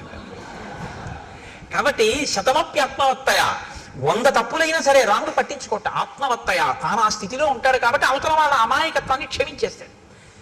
మా అబ్బాయి అండి, నేను తొడ మీద కూర్చోబెట్టుకుంటే వాడు లాగిన లెంపకాయ కొట్టాడు. చిన్న పిల్లాడు, వాడికి ఏం తెలుసు, వాడికి నాన్నగారి గడ్డం చూసాడు, చెడు కొత్తగా నాన్నగారి గడ్డం పెంచాలనుకున్నాడు, ఆ గడ్డం పట్టుకోపోయి ఓ లెంపకాయ కొట్టాడు, చుర్రు మంది. నాకు నేను లాగి లెంపకాయ కొడతానే, ఆ చెయ్యి తీసి అమాయకత్వం తెలియదు పిల్లాడికి ఇలా అన్నాడు, ఎంత దెబ్బ తగిలిందిరా అని ముద్దు పెట్టుకుని, నాన్న కొట్టకు అన్న 2 చేతులు నా చేతితో పట్టుకుంటాను కాసేపు, అలా కొట్టకూడదు, దెబ్బ తగిలించి చూసా నీ పెట్టిందా లేదా, ఎందుకు మన్నించగలిగాను. నా బిడ్డ అమాయకుడు, వాడికి ఏం తెలుసు, వాడికి ఏం తెలుసు పాపం, పూలండి ఏదో వాడికి ఏం తెలుసు, ఏదో అలా చేశాడు అన్నారనుకోండి, మీరు ప్రశాంతంగా ఉంటారు. అవతల వాడి యొక్క అజ్ఞానము మన్నింపబడింది. అందుకే పెద్దలు ఏం చెప్తారంటే, 3 నీకు తెలిసి ఉంటే నీకు ఇబ్బంది ఉండదంటారు. లోకంలో నీతో సమానులు కనపడతారు, నీకన్నా అధికులు కనపడతారు, నీకన్నా తక్కువ వాళ్ళు కనపడతారు. ఈ 3 లేకుండా అసలు నువ్వు సమాజంలో తిరగడం కుదరదు. అసలు ఈ 3 విషయంలో మీరు లోపల ఏదైనా బయాస్ అంటారు ఇంగ్లీష్లో, అన్యథా మనసులో భావం ఉందనుకోండి, మీరు ఇమడలేరు, ఇబ్బంది పడిపోతారు. మీరు ఒక చోటికి వెళ్ళారంటే మీతో సమానులు ఉంటారు, మీకన్నా కింద వాళ్ళు ఉంటారు, మీకన్నా పై వాళ్ళు ఎప్పుడు ఉంటారు. మీరు చదువుకుంటుంటే మీకన్నా బాగా చదివే వాళ్ళు ఉంటారు, మీతో సమానులు ఉంటారు, మీ అంత చదవలేని వాళ్ళు ఉంటారు. శాస్త్రం ఎప్పుడు ఏం చెప్తుందంటే, ఈ 3 పట్ల నిశ్చితాభిప్రాయం ఉండాలి నీకు. నీతో సమానులు, గౌరవం, నీతో సమానులైనటువంటి వారి యందు ఆదరం ఉండాలి, ప్రేమ, కలిసి తిరిగేటటువంటి సుహృత్ సంబంధం ఉండాలి. నీకన్నా ఉన్నతులు, గౌరవం ఉండాలి. మహానుభావుడు ఎంత సాధన చేశాడో, నాకన్నా అంత పైబెట్టు మీద నించున్నాడు, ఆయన్ని మనం చూసి నమస్కారం చేసి ఆయనలా మనం కూడా అవ్వాలని నువ్వు గౌరవించగలగాలి. నీకన్నా తక్కువ వాడు, ఈశ్వరానుగ్రహంతో ఆయన వృద్ధిలోకి రావాలో కానుకున్నాడు, పాపం అంతగా తెలుసున్నవాడు కాడు, ఆయన వృద్ధిలోకి రావాలన్నాడు. ఇప్పుడు మీరు గుర్తుపెట్టుకోండి, మీరు ఎవరితో సమన్వయం అవుతున్నారో ఆ 3 మెట్ల మీద ఉన్నవాళ్ళు కూడా సంతోషంగా ఉంటారు. మీకన్నా పై మెట్టు మీద ఉన్నవాడిని చూసి మీరు భరించలేకపోయారు అనుకోండి, ఎంత మంచిలోనూ అవగుణాన్ని తీస్తారు. ఇది లోకం యొక్క పోకడ అక్కడే వస్తుంది. ఆయన యందు ఉండదు, నీలో ఉంది ఆ భావన. ఆయన ఉన్నతిని నువ్వు తట్టుకోలేవు, అందుకని మాట్లాడతారు తప్పుగా. నీతో సమానుడు, ఏంటి నాకన్నా గొప్ప అంటాడు, నీకన్నా తక్కువ నైత్య భావన, వాడికి ఏం తెలుసండి అంటే. ఇప్పుడు వాళ్ళకేం అవ్వదు, వాళ్ళు అలాగే ఉంటారు. పాడైపోయేది ఎవరంటే నువ్వు. ఇది తెలుసుకుని ప్రవర్తించడం ఆత్మవత్తయ. ఇలా నువ్వు ఉండగలిగితే సమాజము నీ వలన ఆనందాన్ని పొందుతుంది. నువ్వు కూడా సమాజంలో ఎవరితో తిరుగుతున్నా సంతోషంగా ఉండగలుగుతావు. ఇప్పుడు మీరు చెప్పండి, రాముడు సమాజంలో ఈ 3 రకాలుగా ఉన్న వాళ్ళతోటి తిరిగాడని గుర్తు. అందరితోటి ఆయన సమన్వయం అయ్యాడు. కానీ అందరూ రాముడి పట్ల సంతోషంతో ఉన్నారు. ఎందుకని? ఇలా ఉండబట్టి. పెద్ద దోషం ఎక్కడొస్తుందంటే ఇది నేర్చుకోవాలి. మీరు నేర్చుకోవలసిన అవసరం లేకుండా వచ్చేది ఏదంటే ఆ 3. నేను ఎప్పటికీ మర్చిపోను నా జీవితంలో ఒక సంఘటన. నేను విశాఖపట్నంలో ఉద్యోగం చేసే రోజుల్లో మా పక్క మాటల్లో ఒక 5 ఏళ్ల పిల్ల ఉండేది, జ్యోత్స్న అని. అది పాలు తాగుతోంది.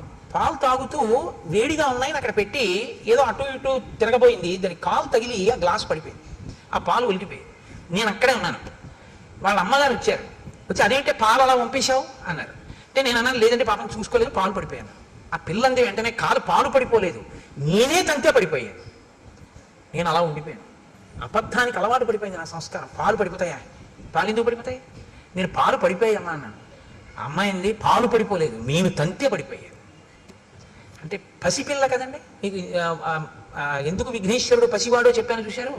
పిల్లకి అలా చెప్పడం ఇష్టం లేదని. అబద్ధం కదా. పాలు పడిపోయాయంటే నేను తంతే పడిపోయాయి. పాలు పడిపోయాయంటారేంటైనా? పాలు పడిపోలేదు, నేను తంతే పడిపోయామ్మా అంది. నేను నిజంగా మీరు చెప్తే నమ్మరు, ఆశ్చర్యపోయాను. చదువుకున్నాము, సంస్కారవంతులం అయ్యామని మనకి జీర్ణమైంది ఇది. ఒక పసిపిల్లకి ఇంకా ఈ సంస్కారం అంతక ఉండిపోయిన సత్యగుణం అది. ఎంత తేడారా అనిపించింది నాకు. కాబట్టి కథంచిదుపకారీణ కృతేనైకేన తుష్యతి నస్మరత్యపకారాణం శతమప్యాత్మవత్తయ బుద్ధిమాన్ మధురాభాషీ పూర్వభాషీ ప్రియం వద వీర్యవాన్ నచ వీర్యేణ మహతా స్వేన విస్మిత. ఆయన బుద్ధిమాన్, చాలా బుద్ధి కలిగినటువంటి వాడు. మధురాభాషి, మాట్లాడేటప్పుడు చాలా మధురంగా మాట్లాడతాడు. అందుకని వినబుద్ధి వేస్తుంది. రాముడు మాట్లాడుతుంటే వినాలనిపిస్తుంది. మాటలు తీయగా ఉంటాయి. పూర్వభాషి, ఇది మీరు గమనించారో లేదో, లోకంలో ఇది ఒక పెద్ద సమస్య. నన్ను ఆయన ఎరా నీకెందుకు కనపడతానంటాడు. తాతగారు ఏమి రే ఎలా ఉన్నావు అనొచ్చు కదా, అండవు. ఇందాక నుంచి చూస్తున్నాను రా, నువ్వు నన్ను పలకరిస్తావేమో అని. నేను ఎందుకు కనపడతాను నీకు అంటాడు. అదేం తాతగా నేను చూడలేదు. అదేదే అంటాడు. ఎందుకు ఆ మాట? ఎలా మనవడా ఎలా ఉన్నావు అని ఈయన అనకూడదా ముందు? అంటే నేను తాతని, నేను పెద్దవాడిని, ఈ మధ్యనే వీడికి ఉద్యోగం వచ్చింది, వీడు నన్ను పలకరించట్లేదు, వీడికి అతిశయం ఎక్కువైపోయింది. ఇది నీ మనసులో భావన. పాప పిల్లలు చూడలేదు. రాముడుట అది కాదుట, పూర్వభాషి. ముందు రాముడు మాట్లాడతాట. రాముడిని ఎవరైనా పలకరించారనుకోండి చిన్నపుచ్చుకుంటాట. అయ్యో అదే నేను మాట్లాడలేదు, పాపం వాళ్ళే వచ్చి పలకరించారు. నువ్వు అందరినీ రాముడే ఏమో బాగున్నారా, ఏమన్నా బాగున్నారా అని రాముడే పలకరిస్తాట. పూర్వభాషి అంటే ఇంకోళ్ళు నన్ను పలకరించాడు, నేను వాళ్ళని పలకరించాలి కదా, ప్రేమగాని చిరునవ్వుతో పలకరిస్తాట. హృదయ సంస్కారం. కాబట్టి పూర్వభాషి. అటువంటి రాముడు ప్రియం వద వీర్యవాన్నచ వీర్యేణ మహతా స్వేన విస్మిత. ఆయన అంత పరాక్రమం ఉండి కూడా, అటువంటి వీర్యవాన్ అయ్యుండి కూడా నేను వీర్యవంతుణ్ణి అని ఎన్నడూ కూడా అతిశయంతో అహంకారంతో ఉన్నవాడు కాడు. నచానృత కథో విద్వాన్ వృద్ధానాం ప్రతిపూజక అనురక్త ప్రజాభిశ్చ ప్రజాశ్చాప్యనురంజతే. ఆయన ఇది ఒకటి చాలా గొప్ప విషయాన్ని మీరు వినాలి. ఇది ఇవాల్టి రోజున చాలా మందిని పాడు చేసేటటువంటి పెద్ద సమస్య ఇదే. నచానృత కథో, ఆయన ఎన్నడూ కూడా అసత్యమాడేటటువంటి వాడు కాడు. ఆయన విద్వాన్, అన్నీ తెలుసున్నటువంటి వాడు. వృద్ధానాం ప్రతిపూజక, ఆయన వృద్ధులైనటువంటి వాళ్ళని, జ్ఞానం ఉన్న వాళ్ళని పూజించేటటువంటి లక్షణం ఉన్నవాడు. అనురక్త ప్రజాభిశ్చ, ప్రజల యందు అనురాగం ఉన్నవాడు, ప్రజల చేత ప్రేమింపబడిన వాడు. అన్నిటికన్నా గొప్ప విషయం ఏమిటో తెలుసా అండి? నా శ్రేయసిరతో విద్వాన్ నవిరుద్ధ కదారుచి. ఆయన ఎప్పుడూ కూడా నా శ్రేయసిరతో విద్వాన్ నవిరుద్ధ కదారుచి. ఏది శ్రేయస్సుని ఇవ్వదో అటువంటి దాన్ని చదవడం పట్ల ఆయనకి అనురక్తి లేదు. ఇవాళ నాకు తెలిసి ఏమంటే ఏదో రామాయణం చెప్పాం, భాగవతం చెప్పామని చాలా మంది మాట్లాడుతుంటారు వచ్చి, లేకపోతే ఫోన్ చేస్తూ ఉంటారు. నాకు రామాయణంలో ఈ మాట ఎంత గొప్ప రచన చేశారన్నా మహర్షి అనిపిస్తుంది. ప్రింటింగ్ ప్రెస్లు వచ్చేసేయి, ఈ తెలిసినా తెలియకపోయినా ఏదో పుస్తకం రాసేయడం, రచన చేసేయడం, దాన్ని విడిచిపెట్టేయడం. ఆ పుస్తకం ఏం చేసేస్తోందంటే తెలిసి తెలియనితనంతో రాసినటువంటి పుస్తకం చాలా మంది జీవితాలనే పాడు చేసేస్తాం. తెలిసి తెలియనటువంటి విషయంతో ఉన్నటువంటి పుస్తకాలు, కల్పిత కథలన్నీ కూడా ఏం చేస్తాయంటే మనసుకి ఉద్రేకాన్ని కల్పించేవై ఉంటాయి. అవి యథార్థములు కావు, కానీ ఉద్రేకాన్ని కల్పిస్తాయి, కాసేపు లేకపోతే ప్రసన్నత్వాన్ని కల్పిస్తాయి. అది ఏమైపోతుందంటే మనసు మెల్లిమెల్లిగా దానికి అలవాటు పడిపోతుంది. ఆ కల్పిత కథల్ని చదువుకుంటూ ఉండడం. నువ్వు చదువుకున్నటువంటి చదువు దేనికి పనికి వస్తుందంటే సత్యము కాని ఒక విషయాన్ని నువ్వు అదే పనిగా చదువుకుంటూ ఆ భ్రాంతిలో గడిపేయడానికి పనికి వస్తుంది. ఏది సత్యమైన విషయమో అది చదువుకోవడానికి నీ చదువు పనికి రావాలి. రాముడు ఎప్పుడు చదివేవాడు కాదుట. అసత్యమైన విషయము అది నాకు శ్రేయస్సుని ఇవ్వదు, అది పనికొచ్చేది కాదు, నా ఉద్ధరణకి పనికిరాదు, రాముడు చదివేవాడు కాడు. పిల్లలకి పుస్తకాలు చదివే అలవాటు చేసేటప్పుడు ఏ పుస్తకాలు చదవాలో అలవాటు చేయాలి. అది చాలా అవసరం. తప్ప ఏదో బుక్ రీడింగ్ అని చెప్పి పనికి మాలిన పుస్తకాలన్నీ చదవడమే అలవాటు చేశారనుకోండి, ఉపయోగం ఏముంటుంది. నేను ఒక్క మాట అంటాను, మీరు నిజాయితీగా ఆలోచించండి. నేను ఎవరిని మనసు ఖేదపరచాలని నేను మాట్లాడలేదు. మీరు ఇవాళ ఒక 5 రూపాయలు పెట్టి న్యూస్ పేపర్ కొంటే ఒక రోజంతా చదవచ్చు, అంత మెటీరియల్ ఉంటుంది అందులో ఎవరో ఒకళ్ళు ఎంతో మంది మాట్లాడిన ఉంటాయి. ఆ మాట్లాడిన మాటల్లో పనికొచ్చేది, మీ జీవితానికి ఆదర్శవంతంగా తీసుకోవలసిన మాట అన్నవి ఎన్ని కనపడుతుంటాయి. ఎంత పొల్లు ఉంటుంది, ఎన్ని పనికొచ్చే మాటలు అందులో ఉంటాయి.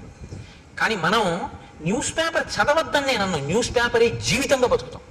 సంధ్యావందనం చేయడం ముఖ్యమా, న్యూస్ పేపర్ చదవడం ముఖ్యమా అంటే ఒక్కసారి పేపర్ చూస్తానంటాడు. ఒక్కసారి పేపర్ చూస్తానని ఇలా పట్టుకున్నవాడు పేపర్ అంతా అయ్యాక 9ంటికి సంధ్యావందనానికి వెళ్తాడు. 9ంటికి సంధ్యావందనానికి వెళ్ళే లోపల నీ మనసు ఏమైపోతుందంటే ఇందులో ఉన్న విషయాలు చదివి నీ పక్షపాతాలకి అనుగుణంగా అది ఉద్వేగం చెందుతుంది. ఆ ఉద్వేగంలో నీ మనసు ధ్యానమనందు కుదురుకోదు. నువ్వు చేసింది ఏముంది అంటే ఏది ముందు చెయ్యాలో ఏది వెనక చెయ్యాలో తెలియకపోవడం, ఏది శ్రేయస్సునిస్తుందో అది ఎక్కువ చదవకపోవడం, ఏది శ్రేయస్సుని ఇవ్వదో దాన్ని చాలా శ్రద్ధగా ఎక్కువసేపు చదవడం. ఏమిటి నువ్వు దానివల్ల నువ్వు పొందుతున్నది ఏమి అన్నావు అనుకోండి, నీకు ఉపకారం ఏమి ఉండదు దానివల్ల, ఏమీ ఉండదు ఉపకారం.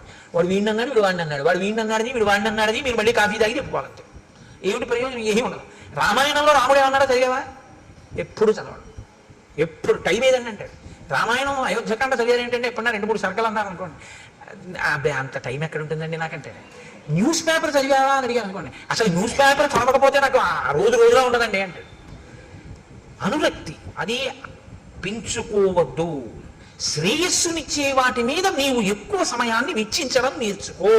ఇది మనకి తెలిస్తే యథార్థంగా 42 రోజులు అయ్యేటప్పటికీ ఇది అనుష్ఠానంలోకి వచ్చిందని గుర్తు ఏమిటంటే, రామకోటి రాసేటటువంటి పుస్తకాలు హరిప్రసాద్ గారు ముద్రణ చేసినవి సరిపోకుండా ఉండాలి కదా.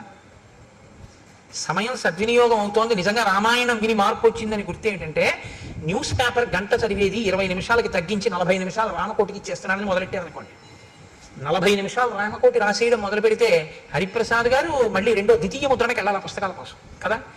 రామకోటికి పుస్తకాలు రాయబడలేదండి, పుస్తకాలు ఉండిపోయాయి అన్నారు అనుకోండి, హరిప్రసాద్ గారు కాదు బాధపడవలసింది. సనాతన ధర్మం యొక్క స్థితి ఇలా ఉందన్నమాట. ఇంకా రామాయణం లోకంలోకి జీర్ణం అవ్వట్లేదన్నమాట, ఎక్కడో లోపం ఉంది, ఇంకా కలిపురుష లక్షణం ఉందని మనం బాధపడవలసి ఉంటుంది. అవునా?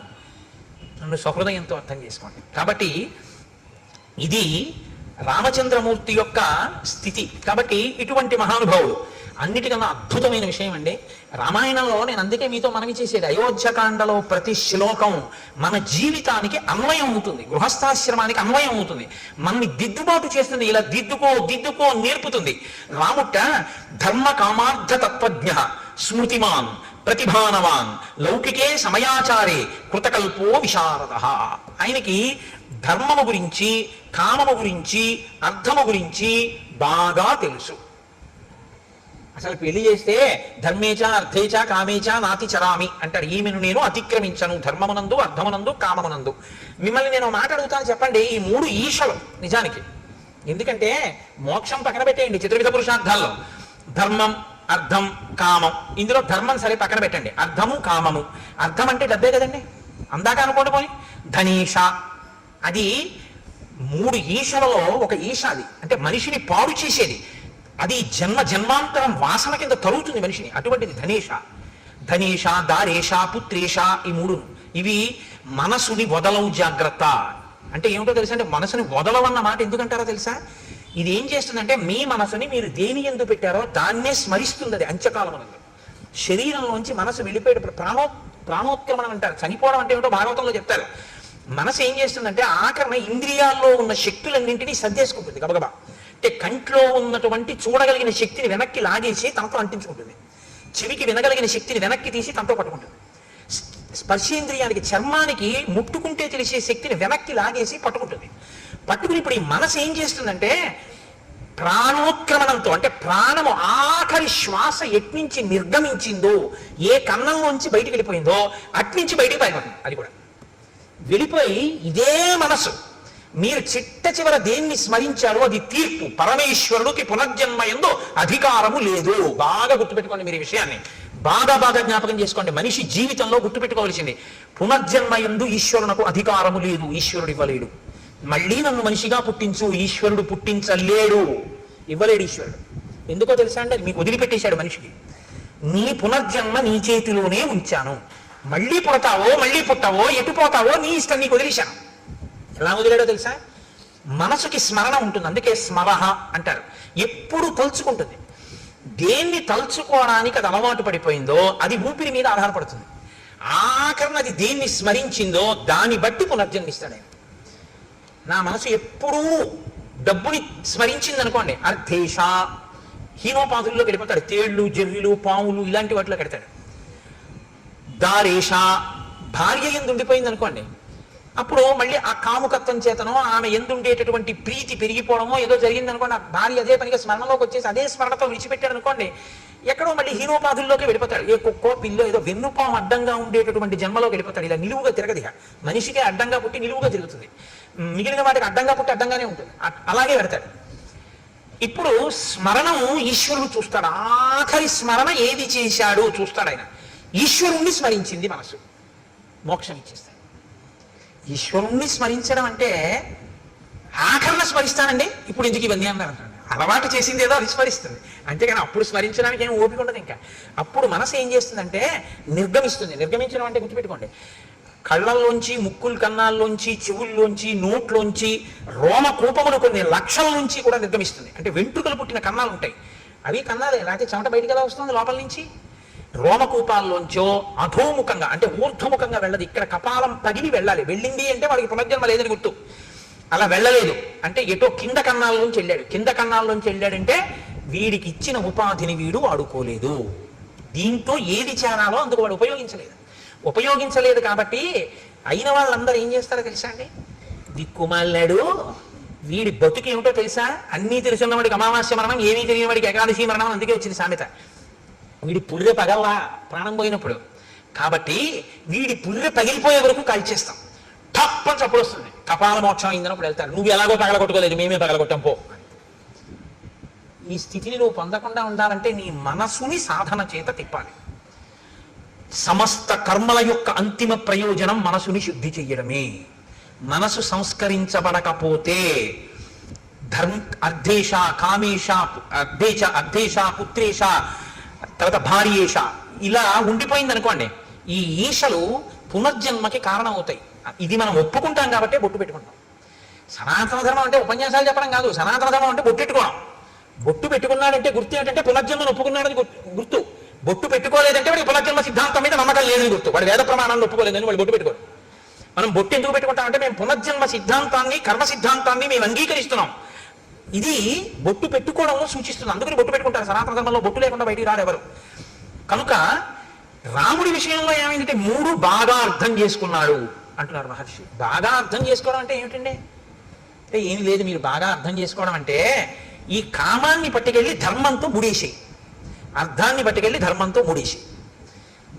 అర్థము కామము అనే 2 పరిగెత్తిపోయి పక్కన నీవి కాని పొలాల్లో పడి మీసే అలవాటు ఉన్నటువంటి ఇది మన దున్నపోతులు అంటారే అటువంటి స్థితి కలిగినటువంటివి. ఎందుకంటే తమకం గొప్ప పరంగనాదిరుల పరద్రవ్యంబులం ఉచ్చిరింగ మహోద్యోగము చేయునెం మనము దానిం బట్టి వైరాగ్య పాశంబులం కట్టి బిగించి నీ చరణ స్తంభమునైన్ కట్టి వేయించి ముదం బెన్నడు కలగజేయ కలబో శ్రీకాళహస్తీశ్వర అంటాడు ధూర్జటి. అర్థము కామము రెండింటికి ధర్మం అనేటటువంటి ఇనప ధర్మబద్ధము కాని కోరిక పుట్టేటట్లు చెయ్యగలిగినవి నువ్వు చూడటం మొదలు పెట్టావా ప్రమాదమే. నీకు శ్రేయస్సుని ఇవ్వనిది చదువుతున్నావు, నీకు శ్రేయస్సుని ఇవ్వనిది నువ్వు చూస్తున్నావు. ఇప్పుడు అటువంటివి చూసి అటువంటివి విని నువ్వు ప్రమాదం చేయాలంటే నేను ఎన్ని ముక్కలు చేయాలి? ఎన్నమ్మా? 4 ముక్కలు. ఒక్కొక్క ముక్క ఎన్ని అడుగులు ఉండాలి? 2 అడుగులు. 4 వెళ్ళి 8 కదా. ఇప్పుడు 8 అడుగుల కర్ర నాకు ఇచ్చారు మీరు. ఆ కర్ర తీసుకొచ్చి అక్కడ పెట్టి 2 అడుగులు చూసి అక్కడికి కత్తి పెట్టి నరికాను, ఓ ముక్క వచ్చేసింది. ఇప్పుడు మళ్ళీ 6 అడుగుల ముక్క ఉందిగా, మళ్ళీ ఇలా పెట్టి మళ్ళీ ఇంకో 2 అడుగుల ముక్క నరికాను, ఇంకో 2 అడుగుల ముక్క వచ్చింది. ఇంకెన్ని ముక్కలు మిగిలాయి? ఇంకెంత ముక్క మిగిలింది? 4 అడుగుల ముక్క. ఇప్పుడు 4 అడుగుల ముక్క అక్కడ పెట్టి 2 అడుగుల దగ్గర మళ్ళీ నరికాను. ఎన్ని ముక్కలు వచ్చాయి? 2 అడుగుల ముక్కలు 2 వచ్చాయి. 8 అడుగుల ముక్కని 2 అడుగుల సమాన భాగములు 4 చేయడానికి ఎన్ని మాటలు నరికాను? 3 మాటలే. 3 మాటలు నరికితే 4వ ముక్క వచ్చేసిందా లేదా? 2 అడుగుల ముక్క. ధర్మబద్ధమైన అర్థము, ధర్మబద్ధమైన కామము మోక్షాన్ని ఇచ్చేస్తాయి తప్ప మోక్షమును సాధించడం అని ఇంకా వేరే ఏం ఉండదు.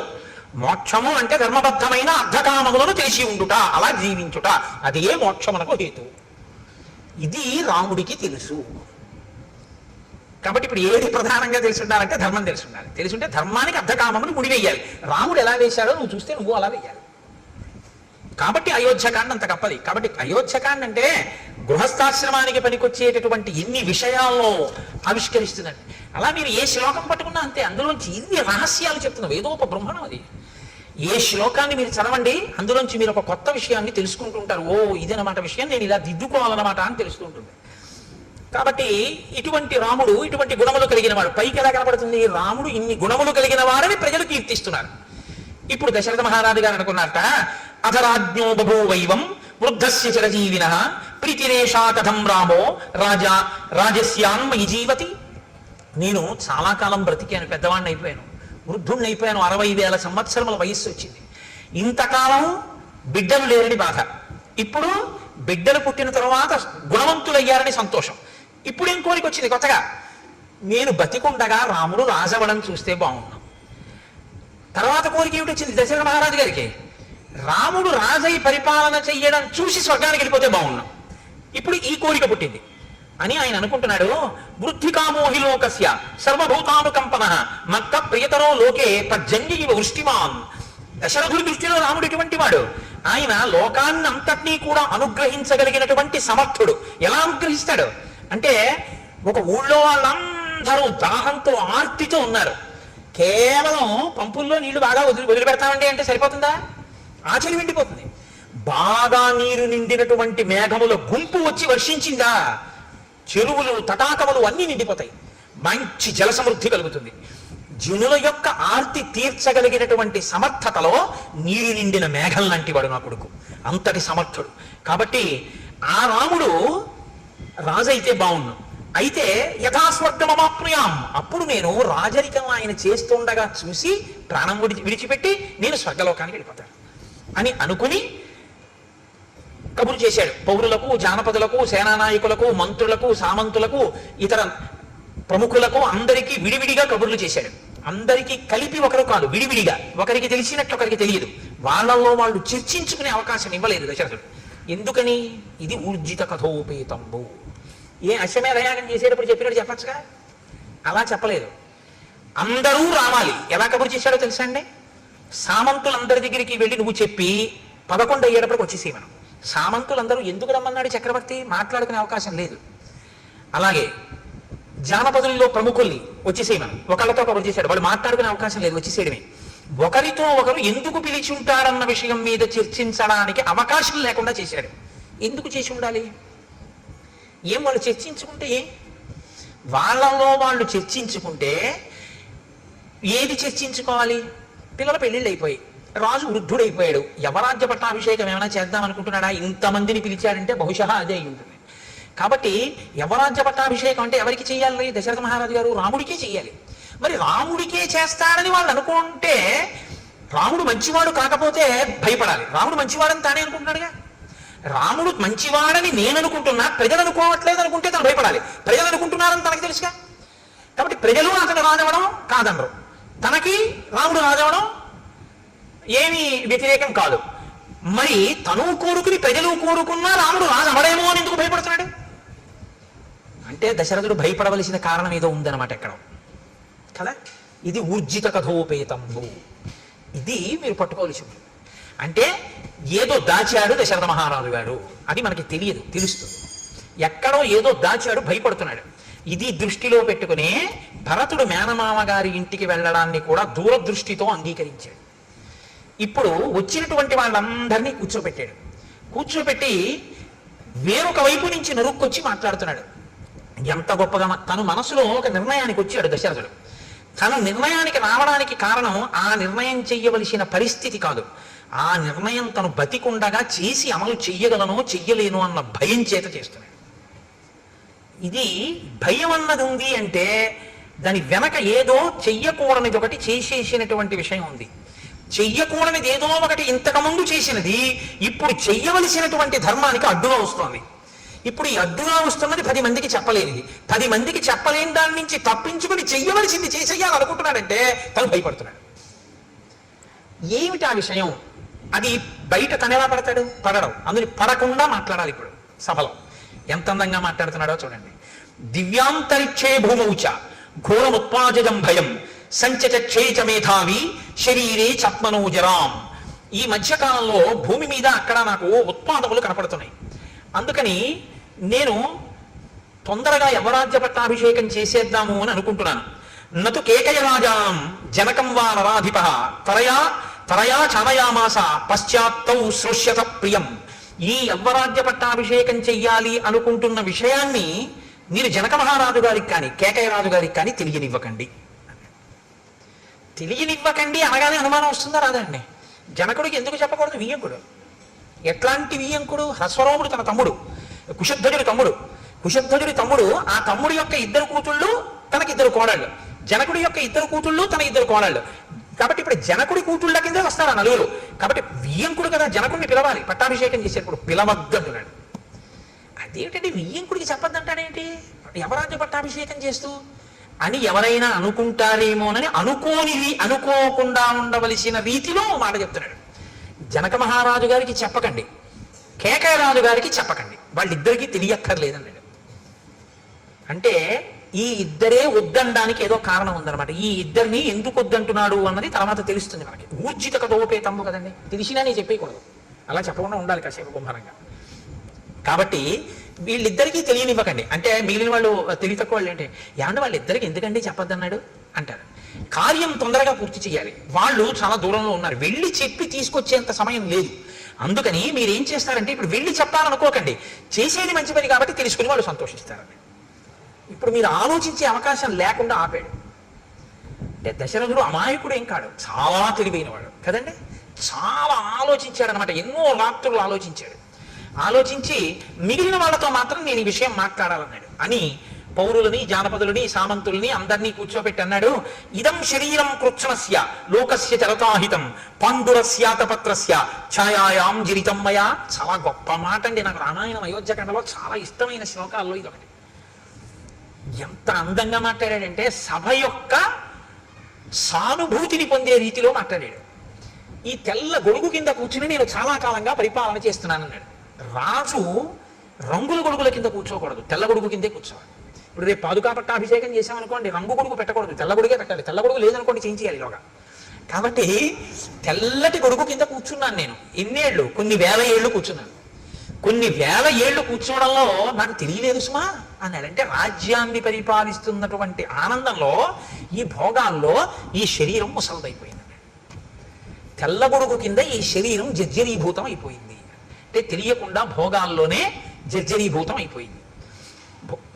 అది ముసలితనానికి వెళ్ళిపోతే ప్రాప్య వర్ష సహస్రాణి బహున్యాయుంషి జీవిత జీర్ణాస్యాస్య శరీరస్య విశ్రాంతిమభిరుచే. ఈ జీర్ణమైపోయిన శరీరం ఇంకా పరిపాలన చెయ్యమంటే చెయ్యలేకపోతోంది. అందుకని ఇది కొంత విశ్రాంతిని కోరుకుంటోంది.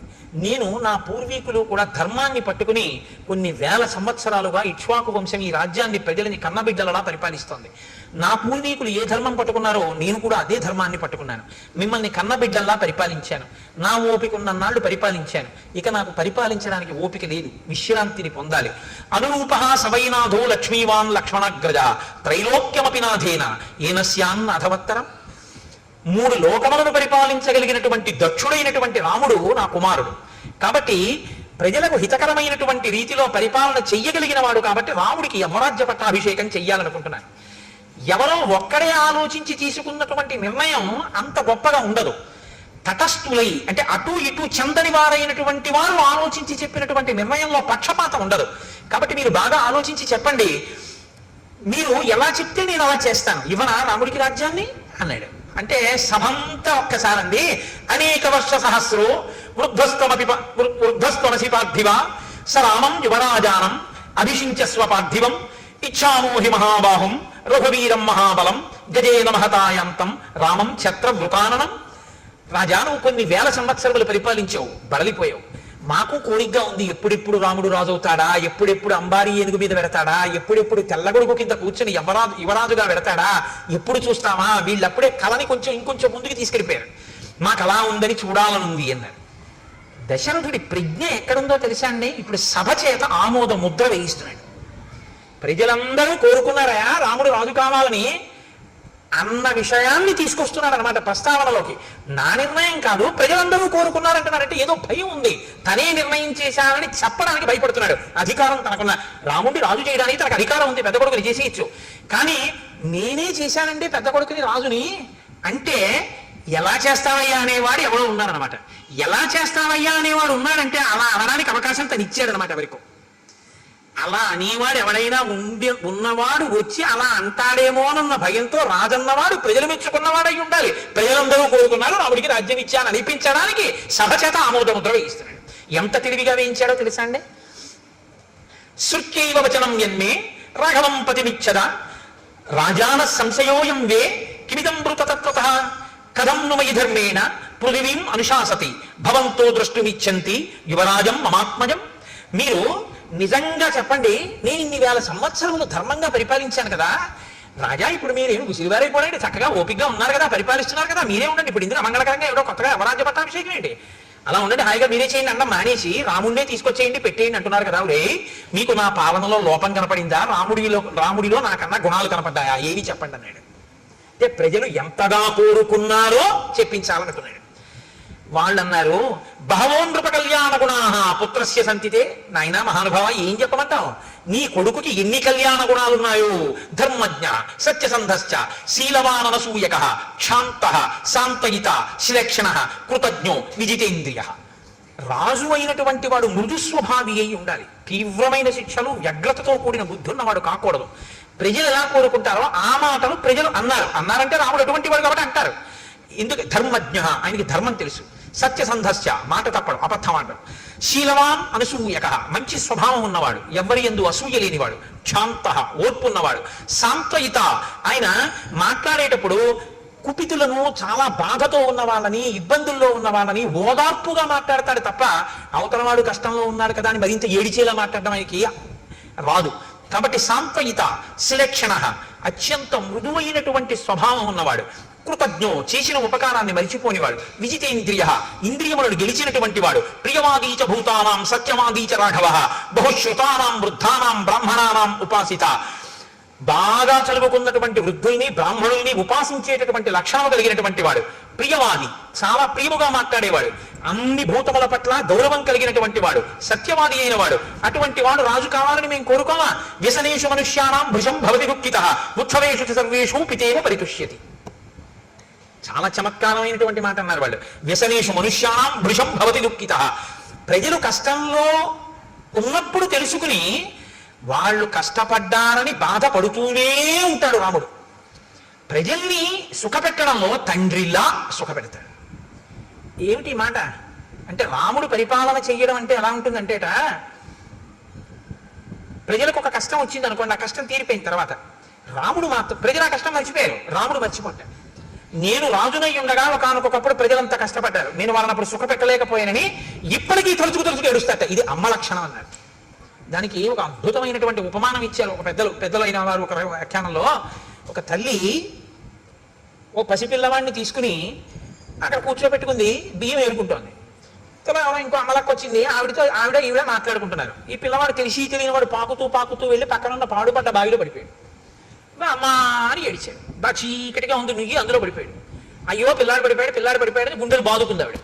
బాదుకుంటే చుట్టుపక్కల వాళ్ళు వచ్చారు, నిచ్చెనేసుకున్నారు, లోపలికి దిగారు. అదృష్టవశాత్తు ఇసుక కయ్య ఉంది అక్కడ. పిల్లవాడికి ఏం అవ్వలేదు. వాడు చిరునవ్వు నవ్వుతున్నాడు. వాడి పైకి తీసుకొచ్చారు. ఒళ్ళేం దెబ్బలు తగలేదు, రక్ష పెట్టారు. వాడు పెరిగాడు, పెద్దవాడు అయిపోయాడు. ఆ తర్వాత 20 ఏళ్ల తర్వాత గుంటూరులో రామాయణం జరుగుతుంది. ఈవిడ అక్కడికి వచ్చింది. అక్కడికి వచ్చి ఈవిడ రామాయణానికి వచ్చింది. అప్పుడు బియ్యం ఏరుకుంటుంటే వచ్చిన ఆవిడ రామాయణానికి వచ్చింది. అయిపోయి ప్రసాదం దగ్గర ఇద్దరు కలుసుకున్నాడు. ఈవిడ్ని తీసుకెళ్ళడానికి ఈవిడ కొడుకు కారేసుకొచ్చాడు. అమ్మ వచ్చేస్తావా, తీసుకెళ్ళిపోతానన్నాడు. ఈ రెండో ఈవిడ మీరు ఇంతకు ముందు ఒంగోలులో కదా ఉండేవారు అన్నారు. అవును, మీరెవరంటే నేను ఏదో సత్యవతిని, మీరు రుక్మిణి కదా అనుకున్నారు. ఇద్దరు మాట్లాడుకున్నారు. ఇద్దరు మాట్లాడుకున్న తర్వాత ఈ పిల్లాడు అమ్మ వచ్చేస్తావా అన్నాడు. మన ఇద్దరం మాట్లాడుకుంటుంటే నూతిలో పడిపోయిన వాడేనా వీడు అందావిడ. అంటే అవునమ్మా, అప్పుడు మా పిల్లాడు నా అదృష్టం కొద్దీ బతికాడు, కానీ బియ్యం ఏరుకుంటూ మీతో మాట్లాడుతూ ఉండిపోయాను, పిల్లాడు నా అదృష్టం కొద్దీ దక్కాడు, నిజంగా ఏమైపోనో పిల్లాడని ఆవిడ ఇప్పుడు కళ్ళు ఒత్తుకుంది. అప్పుడు పడిపోతే ఇప్పుడు కళ్ళు ఒత్తుకోవడం ఎందుకు అంటే, పిల్లాడి కష్టం తీరిపోయినా తల్లి మర్చిపోదు. తల్లి గుర్తు తెచ్చుకో బాధపడుతున్నది తల్లి మనసు.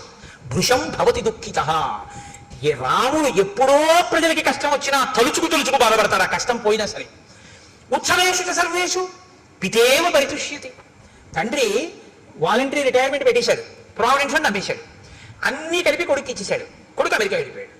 వెళ్ళిపోయి అక్కడ ఏదో చదువుకున్నాడు, ఉద్యోగం వచ్చింది, పెద్దవాడు అయిపోయాడు. నాన్నగారంటే 6 కార్లు కొన్నానండి అన్నాడు, బ్రహ్మాండమైన ఇల్లు కట్టానండి అన్నాడు. తండ్రి అన్ని ఇచ్చేశాడుగా, ఓ పెంకుటింట్లో ఉన్నాడు. రోహిణీ కార్తీ. ఈ రోహిణీ కార్తీలో నాన్నగారు ఈ మధ్యనే నాకు ప్రమోషన్ వచ్చింది కాబట్టి నాకు ఇంకో ₹1,00,000 జీతం పెరిగింది నాన్నగారండి అని చెప్పి ఉత్తరం రాశాడు. ఈ పిచ్చి అయినా టైఫాయిడ్ వస్తే ఒరే ఒక్కసారి రారా అంటే, నాన్నగారండి ఇప్పుడే ప్రమోషన్ వచ్చింది నేను రాకూడదు, ఒక్క 4-5 రోజులు చూసి తగ్గకపోతే ఫోన్ చేయండి అని అడిగాడు. ఏదో తగ్గిపోయింది, ముసలాయన ఇంటికి వచ్చేసాడు. ఇప్పుడు ఈ ఉత్తరం వస్తే ఈయన తల మీద బట్టేసుకుని ఎదురింటికి పరిగెత్తుకెళ్ళి మా అబ్బాయికి ₹1,00,000 జీతం పెరిగితే ప్రమోషన్ వచ్చింది అని చెప్పాడు. ఈయన ఆ పిల్లాడికి డబ్బిచ్చి పెంకుటింట్లో ఉన్నాడు. వాడికి ₹1,00,000 పెరిగితే ఈయనకేం వచ్చింది?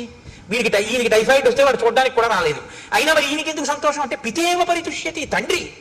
తండ్రి తనదంతా కొడుక్కిచ్చేసి కొడుకు సంతోషంగా ఉంటే తను సంతోషిస్తాడు తప్ప, తను సంతోషంగా ఉంటే కొడుకు ఏమీ లేకపోయినా నేను సంతోషంగా ఉన్నాను కదా వాడు ఎలా పోతే నాకు ఎందుకు తండ్రి అనలేడు.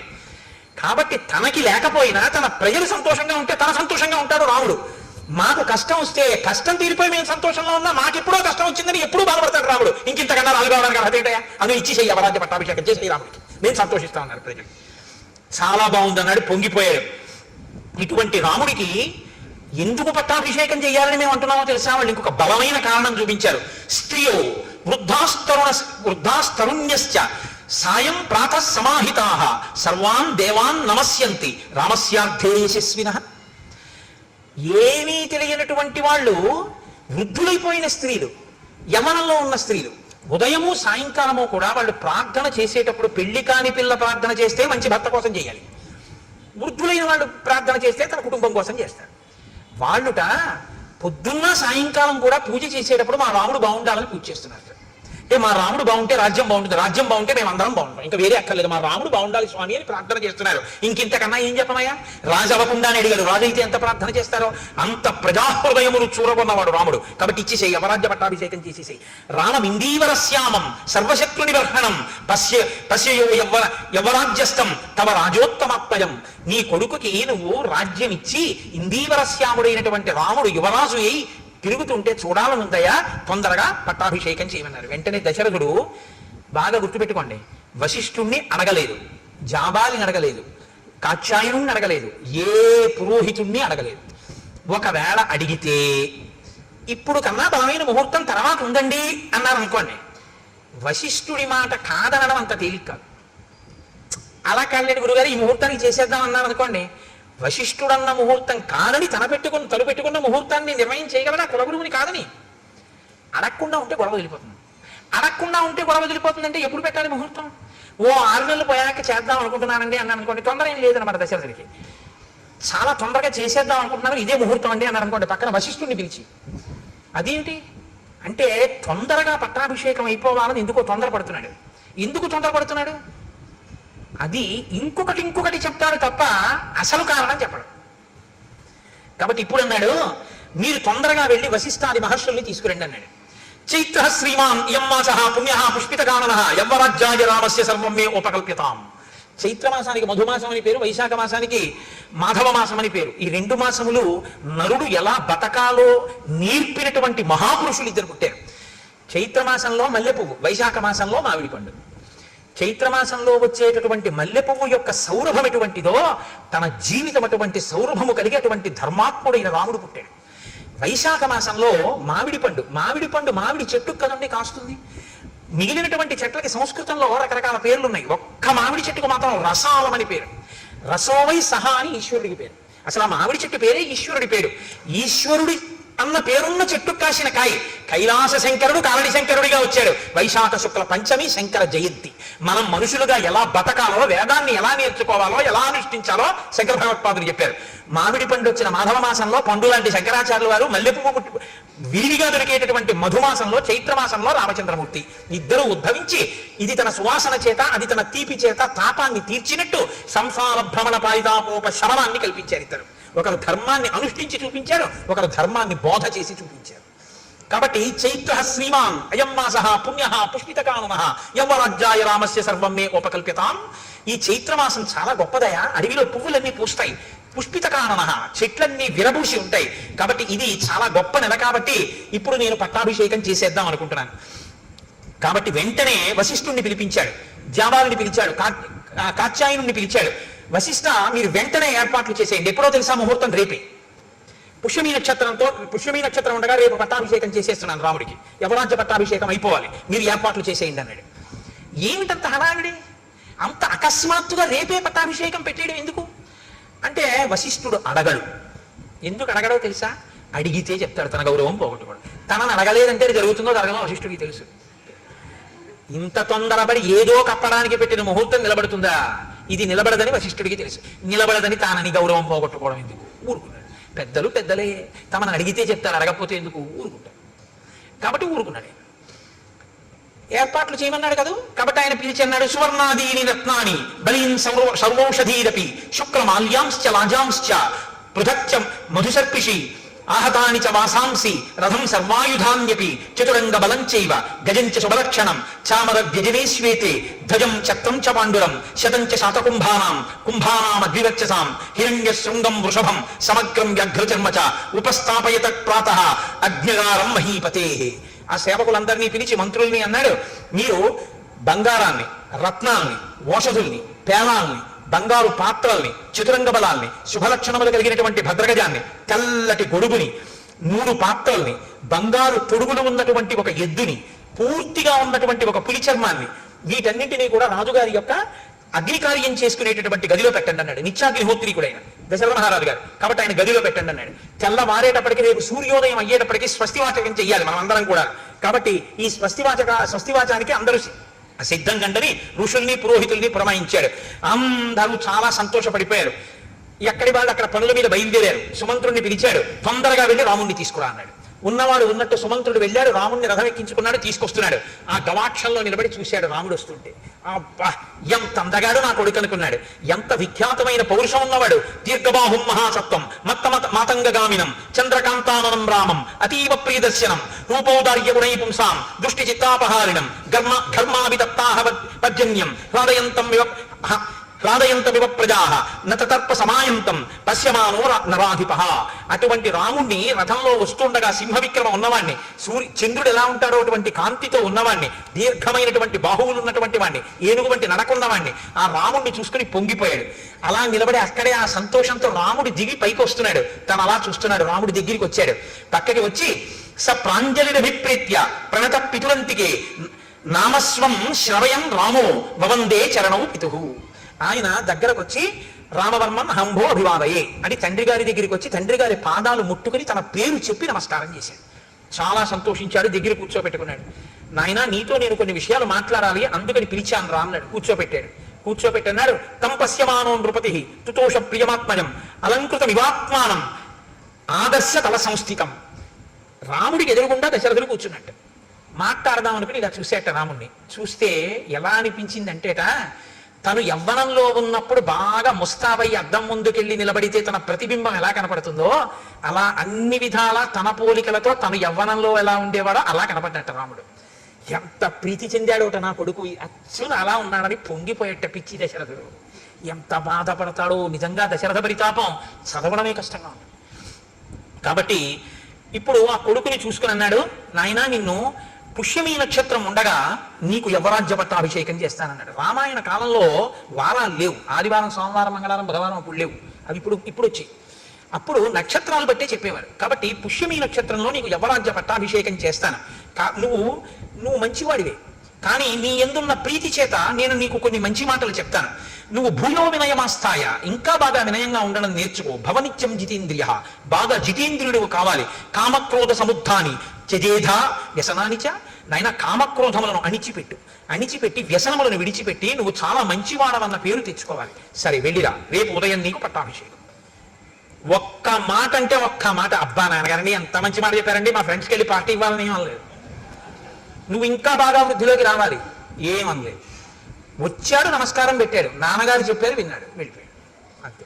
అది రాముడు అంటే. కదలని వాడు ఆయన, కదులుతున్నవి మిగిలినవి. వెళ్ళిపోయాడు. వెళ్ళిపోయిన తర్వాత వశిష్ఠాదుల్ని పిలిచాడు. ఓ మాట చెప్పాడు, నువ్వు వెళ్ళి ఉపవాస వ్రతం చేయించు సీతారాములతో అన్నాడు. అని మళ్ళీ అంతఃపురంలోకి వెళ్ళాడు. మళ్ళీ సుమంత్రుడిని పిలిచాడు. మళ్ళీ వెళ్ళి రాముడిని అకస్మాత్తుగా తీసుకురా.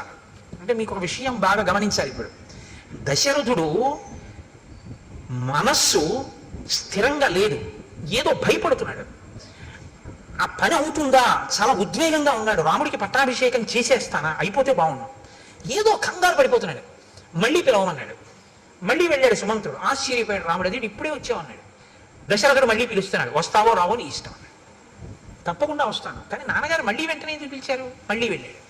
మళ్ళీ వెళ్ళి అంతఃపురంలో మళ్ళీ ఎదురుగుండా వెళ్ళి నమస్కారం చేసి నించున్నాడు. కూర్చున్నాడు. అనుభూతాన్ని చేస్తాని మయా వీర సుఖాన్యపి దేవర్షి పితృ విప్రాణాం అనృణోస్మి తథాత్మన. నాయన రామ, నేను చాలా పెద్దవాడిని అయిపోయాను. నేను ఎన్ని భోగాలు అనుభవించాలో అన్ని నేను అనుభవించేశాను. దేవర్షి పితృ విప్రాణం, దేవతల యొక్క, పితృ అంటే తండ్రి యొక్క, విప్ర బ్రాహ్మణుల యొక్క, మధ్యలో దేవర్షి ఋషుల యొక్క రుణాన్ని నేను తీర్చేసుకున్నాను. కాబట్టి నా ప్రయోజనం పూర్తయిపోయింది. అనేక యజ్ఞయాగాలు చేశాను, దేవతల రుణం తీర్చుకున్నాను. ఋషులు ఇచ్చినటువంటివి చదువుకున్నాను, ఋషి రుణం తీర్చుకున్నాను. పితృదేవతలు నన్ను ఎలా కన్నారో అలా నేను మిమ్మల్ని కన్నాను, వాళ్ళ రుణం తీర్చుకున్నాను. బ్రాహ్మణులకి విశేషమైన దానాలు చేశాను, దానివల్ల వాళ్ళ రుణం తీర్చుకున్నాను. నాకు అన్ని రుణాలు తీరిపోయి. కానీ రామ, ఈ మధ్య నాకు దుశ్శకునములు కనపడుతున్నాయి, పగటిపూట కనపడుతున్నాయి, స్వప్నంలో కనపడుతున్నాయి. అకస్మాత్తుగా ఉల్కలు నేల మీద పడుతున్నాయి. నా జాతకంలోకి సూర్యాంగారక రాహువిహి, సూర్యుడు, అంగారకుడు, రాహువు ముగ్గురు కూడా నా జన్మ నక్షత్రాన్నంతటినీ కూడా ఆక్రమించి ఉన్నారు. కాబట్టి నేను ఉంటానా ఉండనా అన్నది అనుమానాస్పదం. నేను ఎంతకాలం ఉంటానో తెలియదు. దానితో పాటు నీతో ఒక మాట చెప్తాను. తద్యావదేవమే చేతో న విముంచతి రాఘవ తావదేవాభిషించస్వ చవాహి ప్రాణినామ్మతి. రామ, నిన్ను పిలిచి పట్టాభిషేకం చేస్తానన్నాను కదా రేపు పొద్దున్నే, అలా చెయ్యాలని అనుకుంటున్నాను. కానీ మనుష్యుల యొక్క మనస్సులు ఉన్నాయి చూసావు, ఇవి మారిపోతుంటాయి. కాబట్టి నా మనసు మళ్ళీ మారకముందే ఈ యవరాజ్య పట్టాభిషేకం అయిపోని. అలా ఎందుకు మారుతుంది నాన్నగారు నీ మనసు? అడగడు రాముడు. మారితే ఏమవుతుంది? ఇవ్వరు. ఇవ్వకపోతే ఏమవుతుంది? నేను ఆయన కొడుకునే, నాకు తండ్రి అంతే. కాబట్టి ఇంకెందుకు? నాకు ధర్మం ఏమిటి? నాన్నగారు చెప్తే రాజ్యం పుచ్చుకోవడం, నాన్నగారు వద్దంటే మానేగారు. కాబట్టి నాన్నగారు ఏమిటి? ఊరుకుంటాడు. ఎవరు తొట్టుపడిపోతున్నాడు? దశరథుడు తొట్టుపడిపోతున్నాడు. ఇంకొక మాట అన్నాడు దాంతోపాటు. నాయన విప్రోషితశ్చ భరతో యవదేవ పురాదితః తావదేవాభిషేకస్తే ప్రత్తకాలో మతో మమ కామం ఖలు సతాం వృత్తే భ్రాతాతే భరతస్థితః జ్యేష్ఠానువర్తి ధర్మాత్మ సానుక్రోశో జితేంద్రియ కింటు చిత్తం మనుష్యాణం అనిత్యమితి మే మతి సతాం తు ధర్మ నిత్యానాం కృతశోభిత రాఘవః. భరతుడు చాలా దూరదేశంలో ఉన్నాడు, వాళ్ళ తాతగారి దగ్గర ఉన్నాడు ప్రస్తుతం. భరతుడు వాళ్ళ మేనమామ గారి ఇంటి నుంచి అయోధ్యకి వచ్చే లోపలే నీ పట్టాభిషేకం అయిపోవాలి. అంటే చిన్న విషయాన్ని బయట పెట్టారు ఇక్కడ. భరతుడు వచ్చే లోపల ఎందుకు అయిపోవాలి? రాముడి తర్వాత వాడు భరతుడు. కానీ భరతుడికి రాజ్యం ఇవ్వవలసిన అవసరం ఉందన్నమాట. ఏదో రాముడు ఉండగా భరతుడికి ఎందుకు ఇవ్వాలి అంటే, భరతుడికి రాజ్యం ఇస్తానని దశరథుడు ఏదో మాట ఇచ్చి ఉండాలి. భరతుడికి ఆ మాట ఇచ్చినట్టు రామాయణంలో లేదు కాబట్టి భరతుడిని కన్నా తల్లికి ఇచ్చి ఉండాలి, లేకపోతే ఆ పిల్లని తనకిచ్చిన వాళ్ళకి ఇచ్చి ఉండాలి. అది వాళ్ళకి తెలియకుండా ఈ పట్టాభిషేకం అయిపోవాలి. ఎందుకంటే ఇప్పుడు పిల్లలు పుట్టాక రాముడి మీద వ్యామోహం పెరిగింది. పెద్దవాడు ధర్మాత్ముడు, ఏది చూసి రాముడికి ఇవ్వకుండా ఉండను. అందుకని ఇప్పుడు రాముడికి ఇచ్చేయడానికి, భరతుడికి ఇవ్వకుండా ఉండడానికి భరతుడు రాకుండా చేసేస్తాను అంటూ, నాయన అతను చాలా మంచివాడు, నిన్ను అనువర్తిస్తాడు, జ్యేష్ఠుడంటే ప్రేమ ఉన్నవాడు, గౌరవం ఉన్నాడు, భరతుడు తక్కువవాడని నేను అన్న, చాలా మంచివాడు. కానీ రామ ఏం చెప్పగలం, ఎవరి మనసులు ఎప్పుడు ఎలా ఉంటాయో అంటే. లోపల ఏమిటంటే, ఒకవేళ భరతుడికి రాజ్యం ఇవ్వని ఎవరైనా అడిగినా, నువ్వు మాట ఇచ్చావు కదా ఈ అన్నా, అలా నాకు అక్కర్లేదు రాముడికే ఇవ్వండి అని భరతుడు అంటాడని ఒక నమ్మకం. ఏమో రాజ్యం కదా, మీరు మాట ఇచ్చారు కదా నాన్నగారు, నాకే చేయండి అంటాడేమో అని భయం. అందుకని ఎవరి మనసులు ఎలా ఉంటాయో అన్నాడు. అని మళ్ళీ అన్నాడు, బయలుదేరు, వెళ్ళి ఉపవాసం చేయి, రేపు పొద్దున్న ఇచ్చేస్తాను, పట్టాభిషేకం చేసేస్తాను. అంటే ఎంత కదిలిపోతున్నాడో దశరథుడు. ఆ రాత్రి దశరథుడి జీవితంలో ఎంత భయం తొట్టుపాటు ఉన్న రాత్రో మీరు గమనించండి. కానీ మళ్ళీ వశిష్ఠ మహర్షిని పిలిచాడు. సీతారాముడికి ఉపవాసం చెయ్యమని చెప్పావా, వెళ్ళు చెప్పిరా అన్నాడు. ఆయన ప్రత్యేక రథం వేసుకుని రాముడి అంతఃపురానికి వెళ్ళారు. వశిష్ఠ మహర్షే వచ్చారని తెలుసుకుని రామచంద్రమూర్తి గబగబా బయటికి వెళ్ళి వశిష్ఠ మహర్షికి నమస్కారం చేసి చెయ్యి ఇచ్చి రథంలోంచి కిందకి దింపారు. గౌరవానికి దింపి లోపలికి తీసుకెళ్లారు, కూర్చోబెట్టారు. ఆయన అన్నారు, ఇత్యుక్త్వా సతదారామం ఉపవాసం జతవ్రతం మంత్రవత్కారయామాస వైదేహ్యా సహితం ముని. నాయన నీకు మంత్రం ఇస్తున్నాను, నువ్వు ఉపవాసం చెయ్యి అన్నారు. మనకి ఇవాళ రేపు ఉపవాసం అంటే ఏంటి అంత అల్లరి ఉంటుందా అనిపిస్తుంది మనకి. కానీ చిత్రం ఏమిటో తెలుసా, అసలు ఉపవాసం అన్న మాట ఎందుకు వచ్చిందో మీరు తెలుసుకోవాల్సి ఉంటుంది. ఉప అంటే సమీపమనందు, వసి అంటే నివసించుట. ఉపవాసము అనేటటువంటిది ఎప్పుడు పడితే అప్పుడు చెయ్యమని శాస్త్రం చెప్పలేదు. ఇది మీరు బాగా గమనించాలి. మొదట ఉపవాసము అన్నది ఎందుకు వచ్చిందో తెలుసా అండి, బాధను గుర్తెరుగుట కొరకు. ఇది ముందు తెలుసుకోవాలి. ఎందుకు గుర్తెరుగుట కొరకు అంటే, తినగలిగి తినకూడదు. మీరు తినగలరు, ఆకలి ఉంది కానీ తినరు. ఇప్పుడు బాధ వేస్తుందా, ఆకలి వేస్తుందా, వేసేస్తుందా టైంకి, కానీ మీరు తినరు. ఇప్పుడు నీరసంగా ఉంటుందా, ఉండదా, ఉంటుంది. జాగరణ ఎందుకు చేయాలి, నిద్ర వస్తుంది కానీ పడుకోరు. ఎందుకు పడుకోరు, ఇంట్లో అన్నీ ఉన్నాయి, చక్కగా పడకుంది అన్నీ ఉన్నాయి కానీ పడుకోరు. పడుకోకపోతే ఉండే బాధ ఏమిటో అనుభవిస్తారు, అన్నం తినకపోతే ఉండే బాధ ఏమిటో అనుభవిస్తారు. ఈ రెండు ఎందుకు అనుభవిస్తారు ఉపవాసంలో అని చెప్పారో తెలుసా అండి. శరీరంలోంచి జీవుడు నిష్క్రమిస్తాడు, ఏదో ఒకనాడు వెళ్ళిపోవాలి, తప్ప ఇందులోంచి వెళ్ళిపోతాడు. వెళ్ళిపోయినప్పుడు బాధతో వెళతాడు తప్ప సంతోషంతో వెళ్ళడు. వెళ్ళిపోయేటప్పుడు చాలా సుఖంగా ఉంటుందని మీరు అనుకోవద్దు, చాలా బాధగానే ఉంటుంది. వినిర్ముక్తం అయ్యేటప్పుడు ఒక్కొక్కసారి 1,00,000 తేళ్లు పుట్టిన బాధ ఉంటుందని చెప్పారు. ఆ వినిర్ముక్తమైనప్పుడు బాధలో ఈశ్వరుడు ఎలా గుర్తొస్తాడు మీకు? ప్రయత్నపూర్వకంగా బాధలో ఈశ్వర స్మరణ మీరు అలవాటు చేసుకోవాలి. కాబట్టి తినగలిగి తినకుండా ఈశ్వర స్మరణ, పడుకోగలిగి పడుకోకుండా ఈశ్వర స్మరణ, అది జాగరణ ఉపవాసం. అది అందుకు వచ్చింది. అది మీ ఇష్టం వచ్చినట్టు చేశారనుకోండి, ఈ శరీరాన్ని బాధ పెట్టిన పాపం మీ ఖాతాలో వేస్తారు. మరి ఉపవాసం ఎప్పుడు చేయాలి? మీ ఇష్టం కాదు, శాస్త్రం నిర్ణయం చేసింది ఎప్పుడు చేయాలి. ఒక్క ఏకాదశి నాడు మాత్రమే ఉపవాసం చేయాలి. ఏకాదశి తిథి ఉపవాసం, ద్వాదశి పారణ. సూర్యోదయం అవగానే ఎంత తొందరగా వీలైతే అంత తొందరగా భోజనం చేసేయాలి.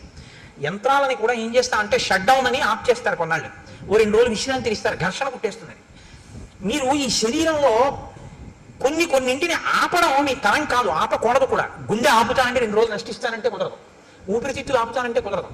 కానీ అన్ని అవయవాలకి కావలసినటువంటి రక్తాన్ని తయారు చేయడానికి, తీసుకున్న పదార్థాన్ని జీర్ణం చెయ్యడానికి ఈ వ్యవస్థ నిరంతరం పనిచేస్తుంది. నిరంతరం పనిచేసే ఈ వ్యవస్థకి విశ్రాంతినిస్తే అది మరింత సంతోషంగా పనిచేస్తుంది. ఈ శరీరానికి అన్నం ఇవ్వడం ఆపి భగవద్ కీర్తనామృతంతో దీన్ని నింపుతారు. ఆ ఉపవాసం నాడు భజనామృతము, భజన చేత అమృతం, స్తోత్రామృతము, స్తోత్రములతో అమృతం, ధ్యానామృతము, ధ్యానము చేత అమృతం. తప్ప ఉపవాసం ఉండి ఆఫీస్కి వచ్చేసానంటే నడిపోకూడదు. ఉపవాసం కాదు. అది ఏమిటవుతుందో తెలుసా అండి, తినగలిగి తినకుండా ఉండి ఒకనాడు కిందటి జన్మలో నువ్వు అన్నం తించదు అనుకుంటే ఆ వ్యవధిలో ఉపవాసం ఉండాలి. ఏదో ఒక ఆయన ఉన్నాడు, ఒక 6 గంటల కన్నా ఆయన తినకుండా ఉండకూడదు. కాబట్టి ఇప్పుడు 6 గంటలు మాత్రమే ఉండి శరీరము పడిపోకుండా నిలబెట్టడానికి వీలైనటువంటి సాత్విక పదార్థంతో శరీరాన్ని నింపాలి. ఎంత తింటే కన్ను పడిపోతుందో, ఆవలించొస్తుందో అంత తినకుండా, ఎంత తింటే కడుపు నిండిపోయి కన్ను పడిపోకుండా ఉండి శరీరం నిలబడుతుందో, ఈశ్వరారాధనకి యోగ్యతతో ఉంటుందో అంత మాత్రమే పెట్టాలి. అంటే ఒక యాపిల్ పండు తిను, ఒక గ్లాసు పాలు తాగు, తప్పులేదు. అసలండి నేను ఉపవాసం, నేను స్పృహ తప్పిపోయినా తినను, నా షుగర్ రేటింగ్ పడిపోయి నేను కోమాలో గడిపోయినా తినను అన్నారు అనుకోండి, అది ఉపవాసము కాదు. మీరు బాగా గుర్తుపెట్టుకోండి, అది శరీరమును శోషింపచేయుట. అలాగని నేను ఉండలేనండి అని ఎప్పుడూ తినకూడదు. ఎప్పుడో అప్పుడు ఉపవాసం ఉండాలి. 3 గంటలు ఉండగలవా? ఉండు. 4 గంటలు ఉండగలవా? ఉండు. అరగంట ఉంటానండి అని చెప్పి ఇడ్లీ తినేది 8:30కి తినకూడదు. ఏదో ఒక రోజున నువ్వు ఉండగలిగిన వ్యవధి చూసుకుని ఉపవాసం చెయ్యాలి. ఆ ఉపవాసంలో ఏం చెయ్యాలి అంటే, మీరు రోజల్లా ఉపవాసం ఉన్నారనుకోండి, రోజల్లా ఉపవాసం అంటే అర్థం ఏంటో తెలుసా అండి, మీరు ధ్యానమునందు ఉండాలి. మార్చి మార్చి ఉపవాసం చేయాలి. మేము ఒకసారి సత్యనారాయణ వ్రతం అసలు శాస్త్రంలో ఎలా చెయ్యాలో అలా చేసాం. కాపవరంలో చేసాం కదా శర్మ గారు. పగలల్లా ఉపవాసం ఉండమంటుంది స్కాంద పురాణే రేవాఖండే అంటాం. అది చెప్పేదోటి మనం చేసేదోటి అనుకోండి. సత్యనారాయణ వ్రతం పొద్దున చేసేస్తాడు, అందులో ఎక్కడ పొద్దున చేయమని ఉండదు. ఉపవాసం ఉండి సాయంకాలం చేయి గోమయంతో అలుకక్కడని ఉంటుంది. ఎవడో ఆవు పేడతో అలికేవాడు ఉండడు. ఆ మంటపాన్ని దానం చేసే ఉంటుంది. నిన్ను ఎవడ పెట్టమన్నాడు అష్టలక్ష్మి వెండి చెంబు? మంటపం దానం చేసి చెంబు వీడు దాచేసుకుంటాడు. ఇంకా మంటపం దానం ఏమిటి? వ్రతమా వ్రతభంగమా? నువ్వు ఇవ్వగలిగిన రాగి చెంబే పెట్టి నేను ఎవడెట్టమన్నాడు? మీ ఇంట్లో ఉంది అష్టలక్ష్మి చెంబు అని. అష్టలక్ష్మి చెంబు ఎక్కడం ఎందుకు? మంటపం దానం చేసి చెంబు దాచేసుకోవడం ఎందుకు? చెంబు పెట్టి దానం మంటపం ఇచ్చేస్తే చెంబు కూడా పోయిందంతా ఇచ్చేసి సంతోషంగా ఇచ్చేసి ఏడుస్తూ ఇవ్వకు మళ్ళీ అదో కూడా. కాబట్టి చేసేటప్పుడు పురాణం ఎలా చెప్పిందో అలా చెయ్యాలి. కల్పం అంటారు, అంతేగాని మన ఇష్టం వచ్చినట్టు మనం చేయకూడదు. పగలంతా ఉపవాసం ఉండుట అంటే మార్చి మార్చి ఈశ్వర సేవ చేస్తూ ఆయనకు దగ్గరగా ఉండాలి. తిన్నది కూడా ఆయన ప్రసాదం తినాలి, ఆయనకి పెట్టగా మిగిలినది తినాలి. అంతేకాని మనకని వండుకుని తినేసింది తినకూడదు. ఆ రోజున ఈశ్వరుడికి పెట్టగా మిగిలిందంటే ఏంటి? 4 సమోసాలు నైవేద్యం పెట్టానండి తిన్నానండి అనకూడదు. ఈశ్వరుడికి పెట్టగా మిగిలిందంటే ఏమిటో తెలుసా అండి? చెరువు ఎప్పుడూ మిగలకుండా ఉండకూడదని శాస్త్రం కదండి. హవిష్యం యజ్ఞం చేసేటప్పుడు, హోమం చేసేటప్పుడు సరిపోయేటంత ఉండకూడదు, కొంచెం ఎక్కువ ఉండాలి. హవిష్య పాత్రలో హవిష్యం మిగలాలి ఎప్పుడు కూడా. అది వేస్తారు. మిగిలిన హవిష్యం ఉంటుంది, దానికి రుచి ఉండదు. అదేం దాంట్లో మిరియాలు ఉప్పు కారం అన్నీ వేసుకుని ఏం తయారు చేసుకోవాలి, ఏదో కమ్మగా ఉంటుంది అంతే, పచనం చేసి ఉంటుంది. అది దాన్ని ఇంట్లో హోమం చేసేసిన తర్వాత పాత్రలో మిగిలిపోయిన హవిష్యం ఏది ఉంటుందో దాన్ని తినాలి ఆ రోజున. అందుకే ఓ మాట అంటారు, స్వామి పుష్కరిణీ స్నానం సద్గురో పాదసేవనం ఏకాదశి వ్రతం చాపీత్రయం అత్యంత దుర్లభం. ఏకాదశి వ్రతం ఎవడు చెయ్యరా అంటారు. ఇదే కారణం. ఇలా చేస్తే ఒక్క ఏకాదశి వాడి జీవితం సంస్కరింపబడుతుందంటారు, ఈశ్వరానుగ్రహం కలుగుతుందని. కాబట్టి ఉపవాసం ఏమిటో చెప్పిరా నా కొడుక్కి కోడలకి అన్నాడు. ఎందుకు చెప్పాలి? మా అబ్బాయికి తెలుసు, మా కోడలికి తెలియదు. మా అబ్బాయి చేత మా కోడలికి చెప్పిస్తే అమ్మ బాబోయ్ వారు ఉపవాసమా అంటే మా వాడు చిన్నపుచ్చుకుంటాడు. కులగురువు కదా, ఇద్దరినీ కూర్చోబెట్టి నువ్వు చెప్పాలి ఇలా చెయ్యండి అని. ఏమో తెలుసున్నది ఎక్కడైనా సరిగ్గా ఆచరించలేకపోతాడో. ఈశ్వరానుగ్రహం రాముడికి బాగా ఉండాలి, ఉపవాసం చెయ్యాలి. అందుకని వెళ్ళు. ఉపవాసం చేసిన రోజు రాత్రి భార్యతో కలిసే పడుకోవాలి, కానీ మనసు కదలకూడదు. మనసు కదలకుండా పడుకోవాలంటే పూజామందిరంలో పడుకోవాలి. పూజామందిరంలో దర్భాసనం వేసుకుని పడుకోవాలి భార్యతో కలిసి. తప్ప ఆవిడతో కలిసి పడుకుంటే నా ఉపవాసం పాడైపోతుందంటే ఇద్దరు చెరో గదిలో పడుకోకూడదు. ఇంకా నువ్వు ధర్మబద్ధమైన దాంపత్యం ఏం చేస్తావు? దర్భాసనం వేసుకుని ఇద్దరు పూజామందిరంలో పడుకుంటే ఆవిడ నీ పక్కనున్నా నీ మనసు కదలకూడదు. ఈశ్వర పాదముల దగ్గర నేను పడుకున్నాను, ఉపవసించి ఉన్నానని పడుకోవాలి. ఇది ఉపవాసం అని చెప్పి ఆ వశిష్ట. అలా మా వాడు చేస్తే బాగా ఈశ్వరానుగ్రహం కలుగుతుంది. కలిగితే నేను అనుకున్న సంకల్పం నెరవేరుతాను. నెరవేరితే రేపు వాడికి పట్టాభిషేకం అయిపోతుంది. అయిపోతే అమ్మయ్య నాకు పెద్ద బరువు తీరిపోతుంది. రాముడి వైపు నుంచి ఈశ్వరానుగ్రహాన్ని పరిపుష్టం చేస్తున్నాడు దశరథుడు. చేస్తున్నాడా, మనకి నేర్పుతున్నాడా ఉపవాసం అంటే ఏమిటో? మనకి అంటే మీరు నేర్చుకోకర్లేదు, మీరు పెద్దలు, మీకు అన్ని తెలుసు. నాబోటి గారి గురించి నేను మాట్లాడేది. కాబట్టి ఉపవాసం అంటే ఏమిటో తెలుసుకోవాలంటే మనం రామాయణ అయోధ్యకాండ చదవాలి. మీరు ఏ చిన్న విషయాన్ని తెలుసుకోవాలన్నా రామాయణంలోకే చూడాలి. రామాయణంలో ఉండని ధర్మం మీకేం ఉండదు. కాబట్టి ఉపవాసం అంటే ఇది అని తెలుసుకుని చేస్తే అది ఉపవాసం. అది తెలుసుకోకుండా చేస్తే ఇంకోలా ఉంటాయి ఉపవాసాలు. కాబట్టి వెళ్ళవయ్యా, వెళ్ళి అలా చేయించు అన్నారు. ఇప్పుడు రాముడు ఏం చేశాడు అన్నారు అంటే, మహానుభావుడు ఆయన శేషంచ హవిషస్తస్య ప్రాశ్యాశా స్వాత్పల ప్రియం. ఆయన రాత్రి పడుకున్నప్పుడు దర్భాసనం వేసుకుని భార్యతో కలిసి దేవాలయంలో పడుకున్నాడు, విష్ణు భగవానుడి దేవాలయంలో. ఉదయం వేళ స్నానం చేసి గాయత్రి చేసి సంధ్యావందనం చేసుకుని, రాత్రి కదండి చెప్పాడు ఉపవాసం చేయమని. అందుకని ఆ రాత్రి ఉపవాసం చెయ్యాలంటే పదార్థం తినాలి. కాబట్టి హోమం చేసి శ్రీమన్నారాయణుడి పేరు మీద యాగం చేసి ఆ యాగానికి వండినటువంటి హవిష్య పాత్రలో మిగిలినటువంటి హవిష్యాన్ని రాముడు తిన్నాడు. రాముడు తిన్నాడు అని చెప్తే సీతమ్మ కూడా తిన్నట్టే. వాళ్ళిద్దరూ ఆ హవిష్యాన్ని తిన్నారు. అర్థం లేని అనుమానాలు చాలా ఎక్కువ. అసలు సిద్ధాంతం తెలుసుకోరు. దీపంలో 2 ఒత్తులు వేయాలా 3 ఒత్తులు వేయాలా, బతికున్నన్నాళ్ళు అది అనుమానం. లేకపోతే ఉపవాసం అంటే యాపిల్ పండు తినచ్చా సమోసా తినచ్చా? నాకు ఆశ్చర్యంగా ఉంటుంది. ఒకసారి వెంకటాచలం వెళితే నేను ప్రసాదాలలో ఉచిత ప్రసాదం ఇచ్చేరికి ఒక ఆవిడ తీసుకుని నాకు ఇచ్చేసింది. ఇచ్చేస్తే నేను అనుకున్నాను, ఏమమ్మా మీరు పులిహార తినరా ఏమన్నాను అంటే, కాదండి నేను ఇవాళ ఉపవాసం అని. ఆవిడ ఉపవాసం అంటే వెంకటేశ్వర స్వామి ప్రసాదమే తింటాడు. ఏం ఉపవాసం, దేనికి చేస్తున్నట్టు ఉపవాసం?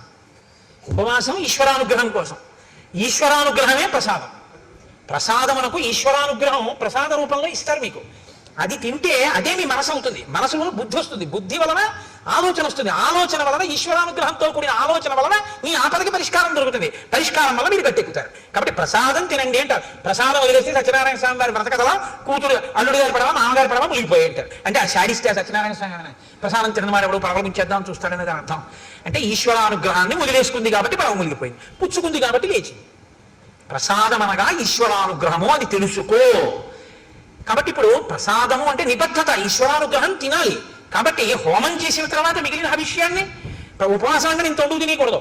ఇంత వండి మిగిలినటువంటి ఇంత చిరవకబలం పుచ్చుకుని ఏం చేశారు?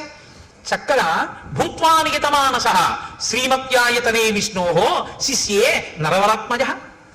శ్రీ మహావిష్ణువు యొక్క దేవాలయంలో స్వామి పాదాల దగ్గర దర్భాసనం వేసుకుని సీతారాములిద్దరూ పడుకున్నారు ఆ రాత్రి. మరునాడు ఉదయం ఒక జాము ఉందనగానే లేచాడు, స్నానం చేశాడు, సంధ్యావందనం చేసుకున్నాడు, మనసు నిలబెట్టాడు, గాయత్రీ జపం చేశాడు. ఇంకా ఆ రాత్రి పూర్తయింది. పట్టాభిషేకం కోసం నాన్నగారి దగ్గరికి అంతఃపురానికి వెళ్తాడు. ఇది సీతారాములకు గడిచిన రాత్రి. అదే రాత్రి పౌరులకు ఎలా గడిచింది? వశిష్ఠ మహర్షి రాత్రి ఉపవాసం గురించి చెప్పి వెళ్ళిపోతున్నారట. రోడ్లు వచ్చేటప్పుడు విశాలంగా ఉన్నాయి, వెళ్ళేటప్పుడు ఇరుగ్గా ఉన్నాయి అన్నారు. ఎందుకని? ఇళ్లలో వాళ్ళందరూ వీధిలోకి వచ్చారు. ఎందుకు వచ్చారు? ఉడే మీరు విన్నారా? పట్టాభిషేకం ప్రకటించేశారట. రామచంద్రమూర్తికి పట్టాభిషేకంట, తెల్లవారితే పట్టాభిషేకంట. అందరూ బయటకు వచ్చేసారు, ముగ్గులు పెట్టేశారు, దీప వృక్షాలు పెట్టేశారు. రేపు అంతా అవుతుందో ఏమిటో, బాగా కనపడాలి కదా, దీపాలతో వృక్షాలు పెట్టేశారు, ఇంటింటా పతాకాలు ఎత్తేశారు, ముగ్గులు వేసేశారు, పండగలు చేసేశారు. రాత్రికి రాత్రి నటులందరూ నాటకాలు వేసేశారు, గాయకులు పాటలు పాడేశారు, నృత్యం చేసేవాళ్ళు నృత్యం చేసేస్తున్నారు, పిల్లలు కేరింతలు కొట్టేస్తున్నారు. నలుగురు కలిస్తే రామో రామో రామ, ఏమి రాముడు ఏమి రాముడు, రాముడికి పట్టాభిషేకం, రేపే యమరాజ్య పట్టాభిషేకం, రామచంద్రమూర్తికి పట్టాభిషేకం అవుతుంది. భద్రగజం మీద ఇదిగో తెల్లగొడుగు మీద ఇలాగే పెడతారు, మనందరం పెడతాం. ఏమి భాగ్యం ఏమి భాగ్యం. ఎక్కడ చూసిన జనం. దాని మధ్యలో నదిని మధ్యలోంచి చీల్చినట్టు వశిష్ఠుడు రథం జనం మధ్యలోంచి వెళ్తే అటు ఇటు తప్పుకున్నట్ట. అంటే అకస్మాత్తుగా విన్నా రేపే కళ్యాణం అంటే పరమ ప్రీతితో మీ అందరూ ఇవాళ వచ్చేసినట్టు. రేపే పట్టాభిషేకం అంటే ఇంట్లో ఉన్న వాళ్ళందరూ వీధుల్లోకి వచ్చి ఎవరూ చెప్పకుండా పతాకాలు ఎగరేసేశారు, ముగ్గులు పెట్టేశారు, దీపవృక్షాలు పెట్టేశారు, అందరూ పాడేసుకున్నారు, ఆడేసుకున్నారు, సంతోషపడిపోయారు. రేపు బాచీకటి పడిపోతుందేమో, దీపస్తంభాలు పెట్టేశారు. ఇంత ఆనందపడిపోతున్నారంటే రాముడి పట్ల ప్రజలకి ఉన్నట్టు సంతోషం ఎంత గొప్పది. ఇలా ప్రజలకి తెల్లవారింది. ప్రజలకు అలా తెల్లవారింది, రాముడికి సీతమ్మకి అలా తెల్లవారింది, వశిష్ఠుడికి అలా తెల్లవారింది, దశరథుడికి ఎలా తెల్లవారింది. ఇవ్వారెందుకులేండి, బుగ్గన చొక్క పెట్టుకుని సీతారాములు సంతోషంగా ఉన్నారు, కళ్యాణ రాముడి. ఇక్కడ వరకే విందాం. కాబట్టి ఏమవుతుందో ఆయనకే ఉండదు. ఆయన ధర్మాత్ముడు. ఇప్పుడే చెప్పిన ఆయన ఏమనుకోడు, ఆయనకి అన్నీ తెలుసు. కానీ మనమే ఇంకా అంత స్థితికి వెళ్ళిన అలా బుగ్గన చుక్క పెట్టుకుని జీలకర్ర బెల్లం పెట్టి ఉండగా మందర మాట్లాడడం చెప్పడం నా వల్ల కాదు. అందుకని రేపు ఎంత గొప్పగా కథ తిరుగుతుందో ఆ రాత్రి కథని రేపు రాత్రి వివరిస్తాడు. ఇప్పుడు మనం ఒక్క 11 మాటలు రామనామ సంకీర్తనం చేద్దాం. తదనంతరం ఏదో ముఖ్య విషయాన్ని హరిప్రసాద్ గారు మీతో మాట్లాడాలనుకుంటున్నారు. అందుకని దయచేసి మీరు అలాగే కూర్చుని ఉండండి. అందులో ఇవాళ ఏదో మందర పుణ్యమాన్ని ముందే వదిలేసావు మమ్మల్ని అనుకుంటున్నారు కాబట్టి, ఆత్మలో జీవాత్మతానై అలరుచున్నది రామనామము, రామనామము రామనామము రమ్యమైనది రామనామము, కర్మనేత్రదయము చేతను కానరానిది రామనామము, రామనామము రామనామము రమ్యమైనది రామనామము, 3 నదులను దాటు వారికి మోక్షలక్ష్మి రామనామము, నామము త్రిపుట మధ్యమునందు వెలిగే జ్ఞాన జ్యోతియే రామనామము, రామనామము రామనామము రమ్యమైనది రామనామము, దూరదృష్టియు లేని వారికి దుర్లభము శ్రీరామనామము. రామనామము రామనామము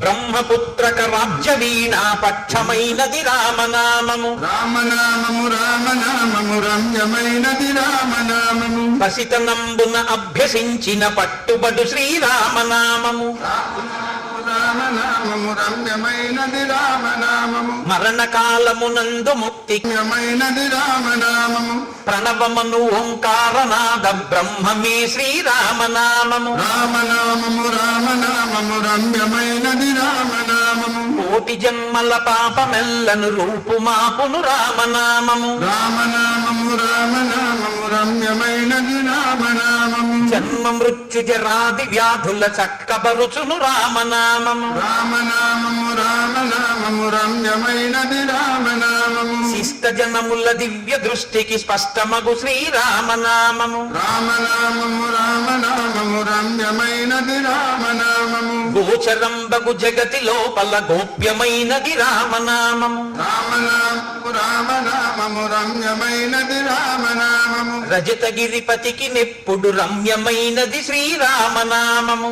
రామనామము రామ ఆయాస్తు మంగళం మంగళం కోసలేంద్రాయ మహనీయ గుణాత్మనే చక్రవర్తి తనూజా. తులసి అర్చన జరుగుతుంది. మీరందరూ కూడా యథాశక్తి మీకు